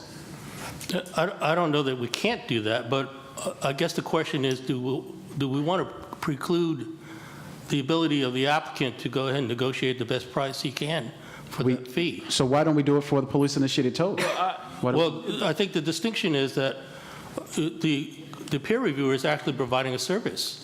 And a towing person isn't? They're providing a service. But the towing truck is working for the county on that instance. The county is saying, they're moving that car because the county needs it moved. It was an accident. The police department needs that car moved. There was an accident on the road. It's not the car owner needs his car towed. If your car breaks down because you have a flat tire, that tow truck driver can charge you whatever you want. But the tower does not work for the county, though. He does it's a contract. But he does in that instance. If he goes to the store and buys printer paper from Staples, he's a service that we're providing. He doesn't work for the county. On a police tow, he does work for the county. So the county needs that car towed. The county's the one asking to have that car towed. The county is asking, but they're buying a service. They're buying a product. If you go and buy food, the food doesn't still work for the county. It's still a... But the difference is, for again, the police tow, you're working for the county at that point. If a tow truck driver removes a car because your car broke down and you need to go to the tow truck... I am all for trying to help help this process smooth. I'm just lost on, I still don't understand why we can't control that piece, because that may help stifle the, from what I hear, the greed, or when you have a standard process or a standard fee, then everyone knows what that standard fee is. And you could still leverage whatever company you want to leverage, but it prevents this sort of, at least provides some sort of objectivity to the cost, so it doesn't get out of control, and then you have abuses of the system. That's my only, but I am for trying to make it simple. We do it with nonprofits that provide services for senior citizens to get to appointments. We don't use county employees, we use volunteers.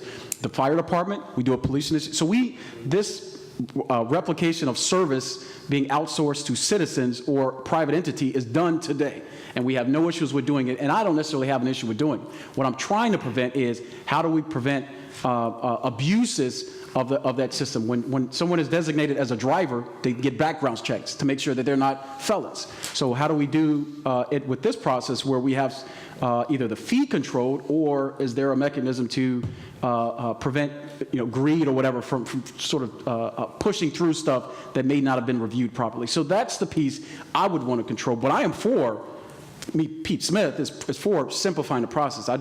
I'm trying to see the worst case scenario. How do we prevent either the greed or the pushing of packages that haven't been reviewed properly? That's what I want to catch. Mr. Chairman? Thank you, Mr. Chair. Two things I thought of while Mr. Smith was chatting. One is, even if we pass all of these amendments that are here in front of us tonight, there's still, in my opinion, a lot of latitude in how this program could be administered and rolled out. To include, if you decide to, set up a list for commercial buildings and a list for residential subdivisions. I mean, you can parse this out different ways to have different lists of people too. So that issue of, well, there's a specialization here, a specialization there, they might not want to do commercial office buildings, they only want to focus on residential. I mean, there's still a lot of latitude in the way this thing is set up. We're giving you sort of carte blanche, even with all these amendments, 5 or how many of them are here. The other thing I think that is missing in the discussion, and I think one of the folks who came down to testify mentioned this, and this is what I brought up during the work session for those of you that weren't here. My concern is, and I just went through this process in my district, where there was a piece of property that was purchased, and an organization wanted to build a large building on the parcel. And there was the typical, as part of county code, mandatory community meeting. And so when they had the community meeting, like 150 or 200 people showed up, because that's how fired up they were about the fact that this big building was going to go on a road that they didn't think could handle the traffic. And I was at the meeting, and it was filled to capacity. The library people were out on the sidewalk. They ran a speaker line out to the sidewalk with a speaker on the sidewalk so people could listen. And then they ended up having a second meeting at the Waugh Chapel Community Center, and that was rather full.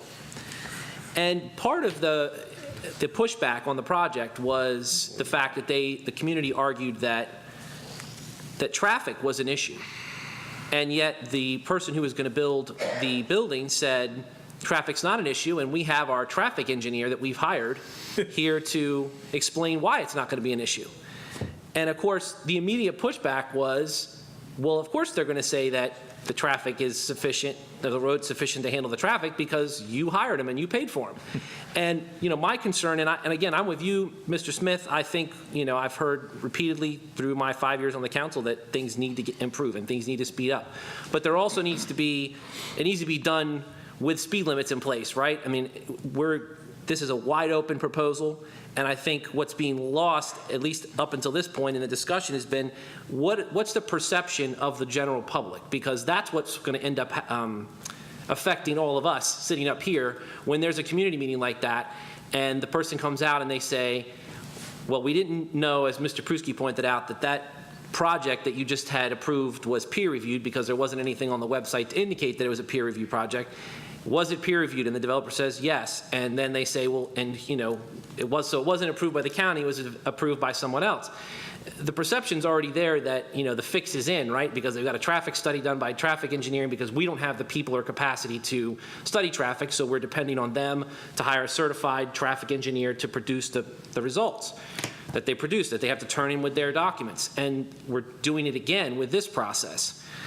My concern is just that the perception needs to be managed somehow. And I think this is the proposal that I came up with. If someone has a better one, I'm certainly willing to entertain it. I just don't, there just needs to be some kind of check, in my opinion, based on the way this is loosely drafted right now. Mr. Walker, what about I like the idea and the premise of this. What about a compromise, you get a choice of 3 reviewers that the county gives you? So the county's going to give you, out of that list, they'll give them the next 3 in line. I'm fine with that. And then, the homeowner, the developer would be able to negotiate pricing, still be able to push the time frame because they have a choice of 3 instead of set on 1. I'm perfectly fine with that. There just needs to be some kind of check and balance. I'm happy to withdraw this amendment if you're willing to put one in with me that outlines, that the county has to give them some options. I just don't, the process right now, it just doesn't smell right. And I'm going to be the one, and you're going to be the one that's going to be standing up at that community meeting taking the heat for it when it happens. Mr. Chairman. Mr. Peruka. Thank you. I want to agree, or I want to share Mr. Walker's concern about the perception of the public. If you look around this room right now, it's late in the evening, but District 5 is still here.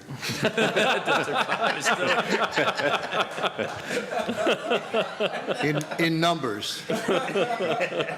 And looking very well dressed, by the way. Very nice. Very pandery. So I'm very aware, and I want to agree that there is a perception issue here. Whether it's real underneath of it or not is not the perception itself is real. But one of the things I worried about, and again, I applaud this idea, but my concern, one of my concerns about this is we've talked about the idea that maybe there'll be a price problem. And again, when people negotiate, there's a lot of other terms besides just price. So I was wondering about the situation where what happens if you can't come to terms with the next guy on the list for whatever reason? Well, I mean, maybe you didn't do a good job for your cousin or whatever. Whatever reasons you might not be able to come to terms with the next guy on the list. I wonder whether the whole idea of, it seems to me at the heart of this program, part of the heart of this program is taking it out, taking it away from government and having less government involvement, so there's more streamlining. And I just worry that this might be going in the wrong direction there with respect to this. But I certainly agree with that we have a perception issue. Mr. Chair, I'd like to make a motion to withdraw amendment number 1 is based on the fact that you're willing to support a change. I'll withdraw my second. Thank you. Mr. Walker, would you want to do that tonight or wait and see if the amendments pass and then we'll pull it over in 2 However weeks? you want to handle it, Mr. Chairman. It's fine with me. Okay, we'll do it. All right, so amendment number 1 is withdrawn. We'll move on to amendment number 2. Madam Secretary, please read amendment 2. This amendment provides for a 1-year sunset on the provisions of the ordinance. Have a motion to adopt? Actually, instead of a motion to adopt, since I see that the administration has an amendment just following this one as amendment number 3, with, I guess, addressing this concern that I raised with regards to the sunset, I'm willing to support amendment number 3 and not entertain amendment number 2. Look at all of us getting along. Streamlining. Trying to streamline the process, 10 Mr. Chairman. o'clock at night is the hour that we I'm just glad the get administration agreed that we needed to, take another look at this after we've had a chance to. This is great stuff. We'll have to hold all budget hearings test at the 10:30 at night. Madam Secretary, can you please make that happen? I will certainly do that. Please read amendment number 3. This amendment adds a 2-year sunset provision for the termination of the peer review program. Move to adopt, Mr. Chair. Second. All right. And this is the administration. That was almost unanimous. Mr. Chairman, members of the council, we brought this forward after some conversations after the work session, coupled with the next amendment regarding reporting. But with this would obviously put a sunset on the bill, that it would be in effect for 2 years in order for the county and the council to see the program working and see if there are changes that need to be made. And if the council does not see fit to extend the program, obviously it would end in 2 years. Simple enough. Mr. Chair. Mr. Trumbull. Thank you, Mr. Chair. Thank you for putting this forward. I guess the alternative to doing it this way would be something that's been mentioned before, which is to do a pilot program of some sort. And I mean, we've all been here for some time now, and we've listened to concerns from the community. We've heard the development community, put forth their ideas. And, I'm taking all this in, and I do see a lot of unanswered questions. And we're not going to know the answers to those questions until it goes into play. Sure. And, sunsetting it in 2 years certainly gives us a backstop so that if things go the way that we don't like it, no more damage will be done after that. But it still gives me some level of uncertainty on whether this thing is ready for prime time. And so, like, right now, I'm thinking, do I set my phasers for stun or for kill? And I don't know. Like, I think that you guys have made a case on why you want it. I think the community has brought a good number of questions to us. And I think if we amend the bill tonight, it will not be the last time we amend it. I think the process will continue. But I just wanted to take the opportunity to ask the panel whether or not you had considered rolling this out on a more limited basis as a pilot program, and whether that was rejected, or if there's any other rationale, why go full bore all at once? Well, I actually kind of view this as a pilot program. Okay. I think you have it as if this amendment is adopted here, you'd have a 2-year program. Without council action, it would go away. I mean, I think that's what the definition of a pilot program would be. I guess you're referring to maybe a narrower scope. Yeah, I mean, we hadn't looked at that, and also I think the point I've made with most of the members of the council is, every program or every bill that we bring before you is essentially a pilot program, in the fact that in 2 weeks or 4 weeks you can propose 2 brackets and a bill is passed and that program is eliminated. So I think that the idea here is that we have a 2-year trial run at this. I think in reality, we didn't talk about Mr. Walker's amendment of the 1-year program. I think that 1 year doesn't really give you a chance to get fully into the program. Mm-hmm. I think we need to learn as we go with this. I think, obviously the manual that we presented is going to change. And I think that this gives us a realistic timeline that within 2 years we'll know yes or no if this is a good program, if there are concerns that need to be addressed, if the scope needs to be narrowed in some way, if there are unintended consequences we never thought of with this. So I think that's the intent with this. No, I appreciate that, and I'll say I'm not committing to support the bill, but I'm much more comfortable with it in this posture. But I still think, Mr. Walker's issue notwithstanding, that even if we pass this in the next amendment, that the next meeting will probably need to address some continued concerns. So I just appreciated hearing you walk through the rationale for why doing it this way. Thank you. Any other discussion on amendment number 3? Seeing none, Madam Secretary, please call the roll. Mr. Walker? Aye. Mr. Smith? Aye. Mr. Grassley? Aye. Mr. Pruski? Aye. Mr. Perutka? Aye. Mr. Trumbauer? Aye. Mr. Fink? Aye. 7 in the affirmative, none in the negative. Amendment number 3 is passed. Madam Secretary, please read the title of amendment 4. This amendment adds a subsection that requires annual reports be given to the county council describing the implementation of the peer review program. On a motion to adopt. Second. So there's a second. Mr. Marzick? Mr. Chairman, members of the council, again, this is to address some of the concerns that were raised at the work session subsequently. that this would have planning and zoning provide a report to the council annually, updating the council on progress that's been made with this peer review program, and some specifics that are laid out in that as far as the number of reviewers, and essentially updating the council as to how the program is working. Mr. Chair. Mr. Trumbo. Thank you, Mr. Chair. The way you envision this, would it include any information on the transactional cost or what the developers are paying for the review? I mean, that's been the subject of some discussion tonight. I'm just wondering if we might get any information on that as part of this.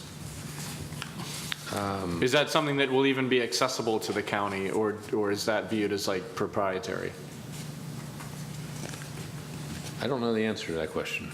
Mr. Swain? I would think that we're really talking about private contractual relationships. So we're not, the county doesn't get concerned in what engineers charge for the, applicants.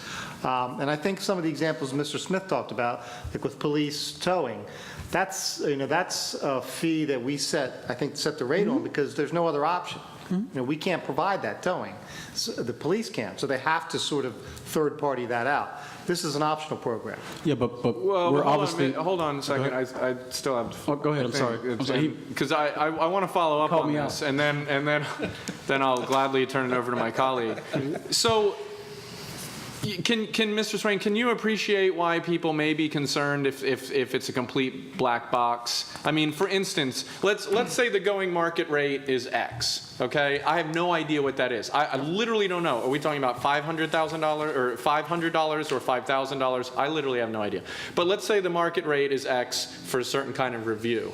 Let's say that one transaction, you see that it's 10 times X. It's a complete anomaly. And you may think, an observer or a reviewer may think, something doesn't make sense there. But in that scenario that I just described, we won't have access to that information. You won't have access to that information if it is indeed a proprietary transaction outside of the county. And that gives me a little bit of concern. And I'm not at all looking to artificially set a market or do anything like that. I'm just looking for some sort of oversight, transparency, and make sure that there's not an anomaly that's happening. Well, I would say two things about that. Number one, it's very conceivable that a developer would be willing to pay 2, 3, 4 times the market rate for a quick review. To have someone devote all their time to that review process and get it done in a shortened period of time. Now, the checkpoint on all of this is whatever review is done, the county staffs, we're still reviewing it. We're still looking at the comments that are generated at every step and still doing the final plan review.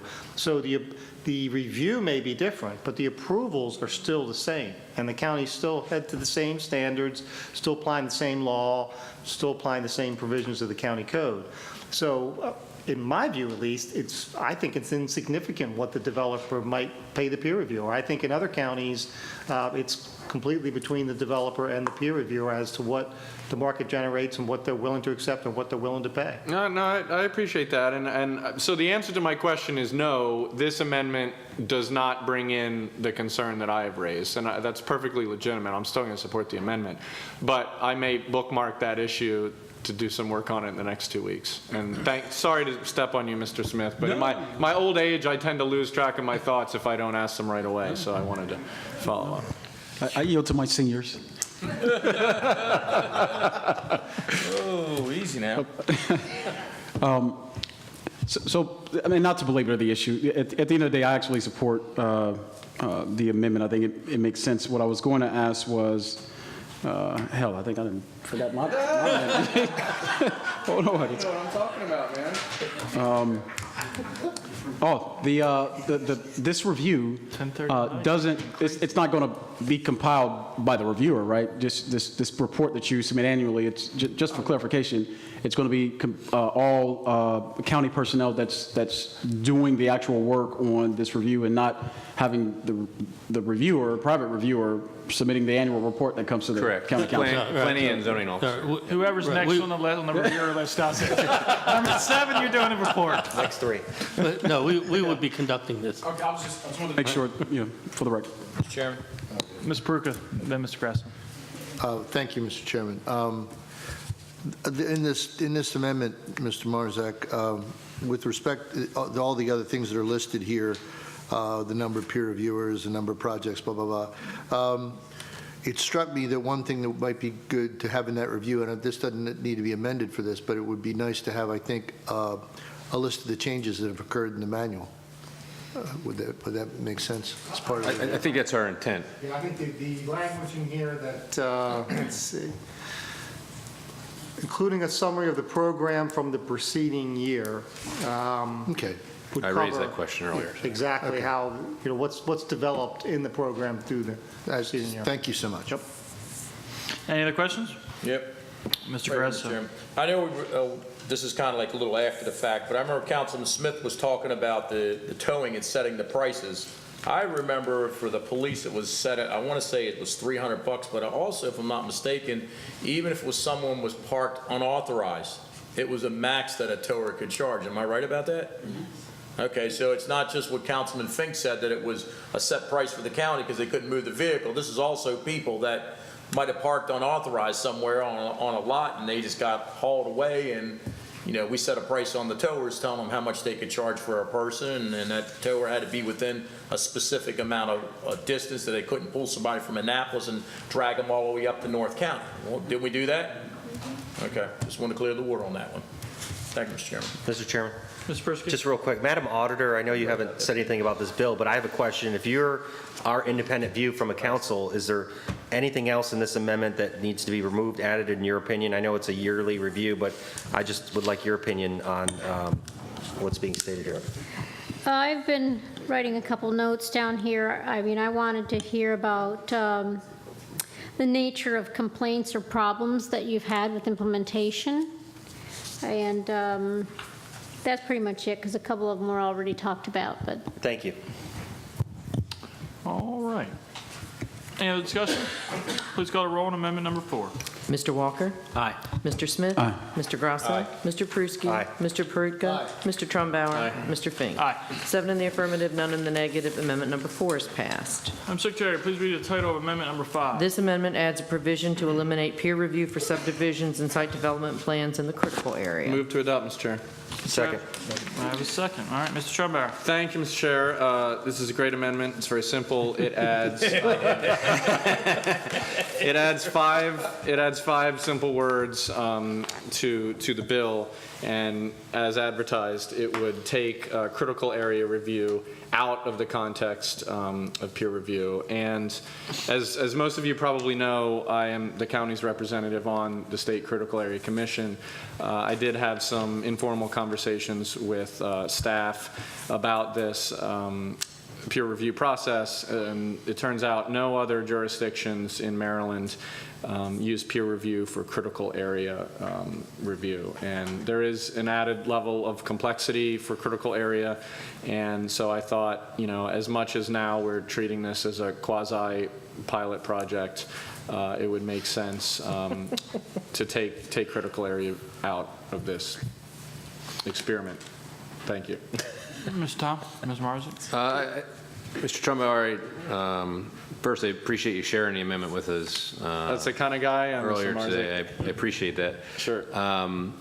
As you suspect, I think we're going to have to oppose this. I think I'll defer to Mr. Tom and Mr. Kane, but they've raised the issue that some of the public infrastructure plans that the county would be approving through this process are the same whether they're in the critical area or outside of the critical area, and some of those, but I'll defer to, I guess, Mr. Kane to elaborate on that. Well, yeah, I can vouch for that. I mean, as far as public plans, whether it be road, water, sewer, if it were to apply and things like that, it's still a public plan, so that part of it doesn't change. Now, critical area as far as zoning and things like that, obviously it's much more intense. Yeah. I would concur with what Mr. Marzak and Mr. Kane has said.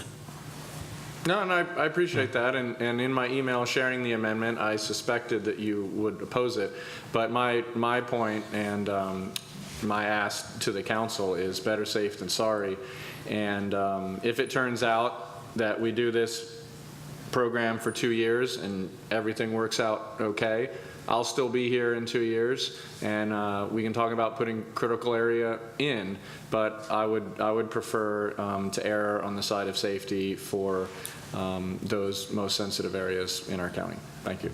Mr. Chairman? Mr. Bruce. I just want to confirm with the sponsor, again, that no other county has a peer review for critical area. Is that what you're stating? That's what I was told by state critical area staff today. Okay. Don't have peer review for critical area. Understood. Okay. No other county's doing peer review other than PG County, right? And that, I mean, they have no critical area. Yeah. Thank you.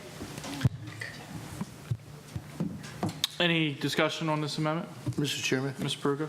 Peruka? Just because I don't have any real deep background in this, you mentioned, Mr. Trumbauer, that there's a heightened complexity or a higher level of some language like that. What, can you describe that? What's different or what's heightened? So, thank you for the question, Ms. Peruka. Mr. Tom or another actual planner would be better qualified, but to give the layman's answer, there are certain things that you can't do in the critical area, or you have to treat in a special way in the critical area. That's why it's an overlay. So it's the 1,000 feet seaward from tidal areas. Some decisions also actually require approval from the State Critical Area Commission. Well, aren't they going to still, isn't that still going to exist? I mean, is it your testimony, Mr. Swain or Mr. Tom, that these decisions are going to be the same kinds of decisions? In other words, is there really a heightened level of complexity, or is there not? Well, there absolutely is in the critical area. It's a heightened, and as far as the process goes, critical area commission. But is the heightened level of complexity affect this issue? I get that's what. Again, there's nothing in the peer review program that would circumvent the normal process of review by the Critical Area Commission. So, if the project requires Critical Area Commission review, that would still take place. It's just, again, in lieu of a staff reviewer, you have a third-party peer reviewer. Okay. So that third party, in order to qualify that third party reviewer to do critical area review, he would have to be certified to do that. He or she would have to be certified. Okay. So I'm just trying to resolve in my mind. It seems like there's a discord here that there is a difference, but does that I'm trying to reconcile what the two sides are saying here. I think what Mr. Trumbauer is saying is that there's a difference for critical area projects, and we agree with that. And what Mr. Tom is saying that difference from a critical area project versus a non-critical area project is going to stay the same. So there's no difference with a peer review program as it affects a project. So it's the same difference. It's going to be the same process as it currently is. Right. Okay. Right. Okay. I appreciate it. Thank you, Mr. Chair. Ms. Smith? Real quick, and I don't know if you guys know this. On an annual basis, what are the number of requests that come in for critical areas versus non-critical? I don't know if you know it, but offhand, if it's 20% critical, 80% are non-critical areas for developments? I can't give you that off the top of my head, but we can certainly get you that information. Yeah, but I got to vote tonight. That's a problem. All right, no problem. Thank you. Just a comment. I get concerned when we say it's good enough to do for these projects, but not for those projects. I mean, the process seems like it'll be the same either way. The safety net will still be there for the critical area. We're not going to be able, commercial developments on top of the water. Right. And that's my point. And so we're saying that, okay, it works for everything else, but not these projects, or it works for you all, but not you all. And, I get concerned when we start doing that and we say, this is so much more important. And I understand that, obviously critical area is important, but if we buy into the process and we're saying, are we saying that our engineers are better than private engineers? So it's so much more important that our engineers review these projects because the private engineers, they're not as good as ours. private engineers are okay to do projects outside of critical area because, they're easy and, they're not a real big deal, but, For the these record, I critical never area, said that. we need the, I never said that. we need our guys because our guys do a better job. For the record, I never said that. I never said you said that. That's a rhetorical question, right? Yeah, absolutely. No answer. So I just get concerned when we start passing that. I think, if it's good for one, it's good for all. And we got a 2-year sunset as that's already passed. If we see that the critical area is there are different rules that it needs to follow and the peer reviews, aren't understanding it or they can't do it or we can't find the qualified people to do it, then, we take it out altogether. But I think going into this, having different rules for different projects doesn't make sense. I'll leave it at that. Any other discussion? Seeing none, Madam Secretary, please call the roll. Mr. Walker? Aye. Mr. Smith? Aye. Mr. Grasso? Nay. Mr. Pruski? Aye. Mr. Perutka? Nay. Mr. Trumbauer? Aye. Mr. Fink? Nay. 4 in the affirmative, 3 in the negative. Amendment number 5 is passed. All right. Bill number 2316 as amended will be heard on May 2nd. Madam Secretary, please read the title of Bill 2416. An ordinance concerning zoning personal fitness studio. Mr. Walker. Thank you, Mr. Chairman. For those of you who weren't here during the work session, I'll just briefly regale you with the great need for this in our county. I'm just kidding. The paddleboard lobby. The paddleboard. This is the beach, exactly. This is, okay, well, let's just wait till Please, folks, we're still conducting business. Thank you, Mr. Mr. Chairman. Walker. This is a bill that's just very simple, actually. It simply amends the zoning code. It's a text amendment. And I was approached by 2 different marinas here in the county, independently of each other. I don't even think they both knew that the other one was interested in it, but they expressed a need to continue to try to find businesses that will rent space from them in their marinas. And one of the more, I guess, growing in popularity uses along the water is the concept of these paddleboards, and in particular paddleboards with yoga. So this is a simple text amendment that would add fitness studios, there would be small fitness studios, would be less than 2,000 square feet, into the marina zoning code. In order for these businesses to permit them to use this to rent space and to have these services offered to their clients or to have potentially new clients.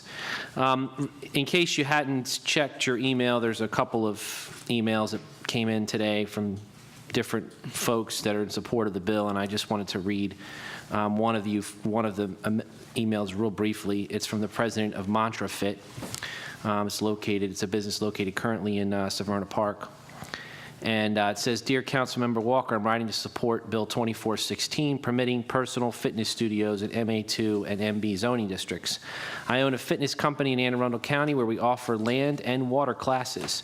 Our mission is to help people turn exercise into a lifestyle by getting outdoors within a community of people who help each other realize their full potential.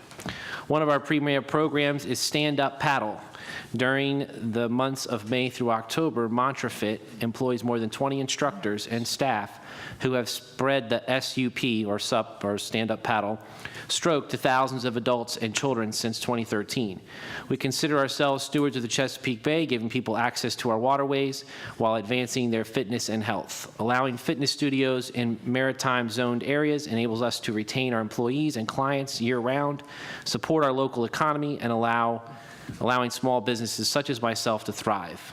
As you can imagine, the health and wellness of our clients and surrounding community greatly benefits from year-round programming of exercise classes in yoga, strength, balance, and cardio conditioning. We're in support of Bill 2416. So I think that kind of sums up the reason that I put this bill in to make this change, and I'm hoping you'll consider supporting it. Thank you. Thank you. Thank you. Mr. Marzick?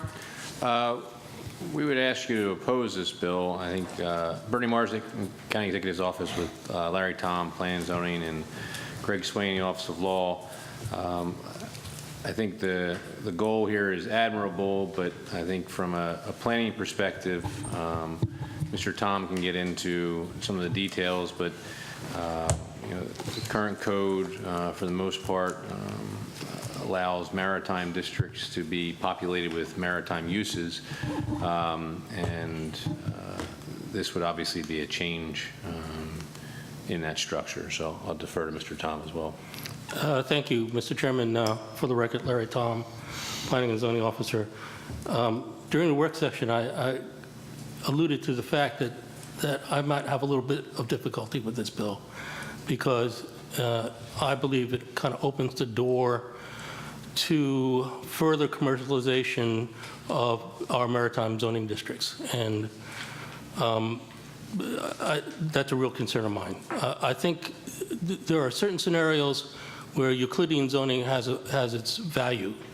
And in this case, I think Euclidean zoning, as it relates to water-dependent activities and maritime activities, has validity here in Anne Arundel County. If you look at the list of uses that are in the maritime zones, with a couple of exceptions, most notably banquet halls, most of the uses are very much water dependent or relate to maritime activities. And for that reason, I'm opposed to this bill. Thank you.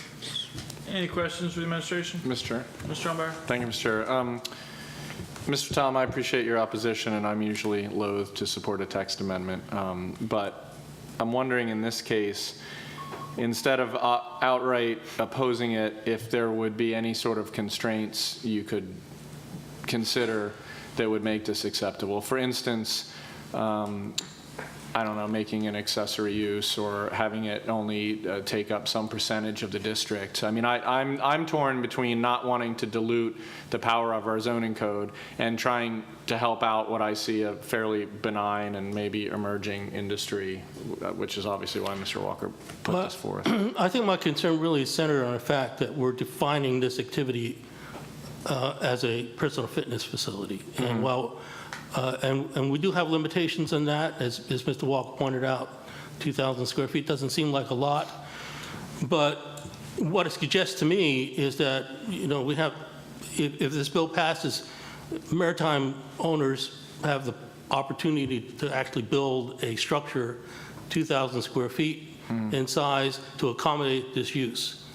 And that, to me, again, leads to the concern I have in terms of further commercialization. Now, if on a limited basis we're talking about, you know, keeping it within the confines of structures that are currently on the premises, or doing a small addition to accommodate this, or setting some time frames. I mean, you're not going to do this in the middle of the winter, at least I don't think you will. You know, I could see treating that as an accessory to the principal use of the maritime zone. Yeah, I'm just wondering if there isn't some hypothetical situation where the sponsor and you get together and find a way where you're okay with it and it still helps you out. That may be a lot to ask, but it doesn't seem like this is this is a super big gap, but I could be wrong. Well, it's not an epic battle, no. No, right. But I appreciate your concern, and that's why I'm. And as you know, I'm more than willing to work with council on land use bills. We didn't have the opportunity to do that. I'm curious as to why, because frankly, you weren't prepared to offer in a position, and I'm not trying to tag, I'm just saying during the work session, you had the bill for a couple of weeks before the work session, and yet you had no real definitive position and no arguments against it, which if you had produced those at the time, I could have drafted up amendments to make changes. So, I mean, I'm willing to make changes that, you know, get this to a position where you're okay with it or comfortable with it, but there was none offered. Mr. Chair. And until tonight, right now, is when I found out your position. Mr. Trumbaugh. Thank you, Mr. Chair. If I might offer the sponsor some unsolicited advice. When I have a planning and zoning bill, I usually go to Mr. Tom first before I introduce it. And he's helpful even when he may not agree with it. But again, we can vote on this tonight, or maybe you could hold it and try and work something out. It just seems like there might be a happy medium there somewhere. I mean, I'd like to see you get what you need, and I'd like to see Mr. Tom back off his opposition, but that's all I have to say Mr. about Chair. it. Ms. Smith? Plus, I think Mr. Tom could be an excellent yoga instructor who would be awesome on this maritime. I could see him, sort of. It's very zen. Thank you. I've been known to, most of you know, I'm a pretty good fencer, so. Oh, wow, I didn't know that. Mr. Chairman. Mr. Grasson? Here's what I think. I think all Mr. Walker was doing is I got this perception of this building on the water, and it's got an empty room. And all he's basically saying is they can use that room to do some yoga, in the winter months and the summer. So maybe the suggestion here is to put an amendment in saying that they can't construct another building, based on this, you know what I mean? Just because that seems to be what you're worried about. And I can go along with that, maybe like you're saying, they could build a 2,000 square foot building. I think he's just basically saying that and I'll give you a perfect example of it. Nabbs Creek and Mr. Fink's area, they had that huge catering ballroom upstairs. And people want to get up there and do some yoga, whatever the case, in the winter months. And then, of course, we have obesity being a big issue in Anne Arundel County. They get out there and get on a little paddleboard, get some exercise in. So, maybe that should be the amendment. Just can't put a building up because of it. I mean, I guess I'm puzzled because, we just went to have the boat launch today and we bragged about how, water access and access to the water is one of the most important things lacking in our county. And yet this is a exercise that will give people, if they choose to participate, a reason to be out on the water. And yet we're opposed to it. Yes, but you're not limiting it to that.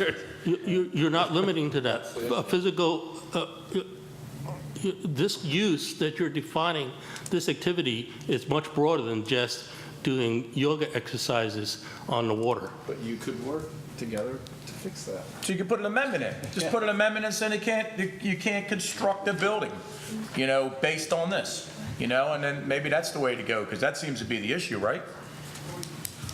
That's one of them. Okay. I think they'd still be object to it, but.